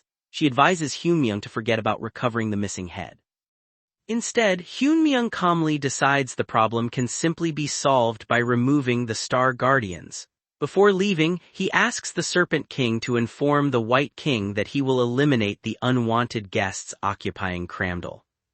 One day later, Hyunmyeong descends into Cramdal's underground, where the star guardians Dramut and Phoenix await. Phoenix questions Dramut, demanding to know whether the mysterious corpse Raven is truly capable of removing the arcana blocking their path and warns him that there will be consequences if he is mistaken. As Hyunmyeong travels with them, he recalls meeting Dramut earlier at Cramdal's central hot spring. During that conversation, Dramut was astonished by Hyunmyeong's flawless ability to disguise himself as a monster, and questioned whether he was really human. Hyunmyeong explains that he learned the Star Guardians were in Cramdal through the administrators, before asking why they had gathered around what appeared to be a 33rd star when only 32 should exist. Dramut explains that the original 32 stars were created from the body fragments of Lee, the goddess of Earth. However, the newly discovered 33rd star is believed to originate from Pina, the goddess of the sky. Because this star has never existed before, the Star Guardians have been taking turns protecting it while investigating its true nature. Hyunmyeong recalls the ancient history of the world. The current continent is the land the younger twin goddess Pina raised into the sky while the demon world was believed to exist beneath it. He asks Dramut whether the appearance of Pina's star means the goddess is also dead. Dramut explains that confirming that truth is exactly why the Star Guardians gathered there, but a unique grade arcana covering the area has prevented them from reaching the star. Hyunmyeong then reveals why he sought out Dramut. He asks to be taken directly to the Star Guardians, claiming he can destroy the arcana blocking their path and help them. Dramut initially laughs in disbelief, unable to imagine anyone destroying an arcana which he considers an absolute truth. However, seeing Hyunmyeong's unwavering confidence, he realizes he is serious and reluctantly accepts that he is not someone who makes empty claims. Back in the present, the Star Guardians ask why Hyunmyeong is willing to help them. He explains that he is searching for something in the area and removing them from Cramdal benefits both sides. Dramut accepts his explanation, but is surprised when the White King suddenly appears with several monsters. The White King assures the Star Guardians they have no intention of interfering, and have only come to witness their newest great warrior accomplish what the Star Guardians themselves could not. Dramut responds with open hostility, while Hyunmyeong realizes the two sides could easily start fighting if left alone. Deciding to finish the matter quickly, Hyunmyeong approaches the shimmering barrier. After confirming it is an arcana, he realizes his eternal Randolph arcana can permanently destroy it regardless of its grade. As he prepares to activate its ability, he notices a warning connected to the first wall and an unknown main quest. Although uncertain about the consequences, he knows there is no turning back and proceeds. The barrier is permanently destroyed, opening the path to the mysterious star hidden beyond it. As the dust clears, the long-hidden 33rd star finally appears before everyone. Before Hyunmyeong can investigate further, the world's collapse accelerates. The destruction of the first wall causes Pangenia's collapse rate to reach 10%, triggering a new global event. At that moment, the world's first main quest officially begins, assigning a single objective: eliminate the King of the Dimensional Rift.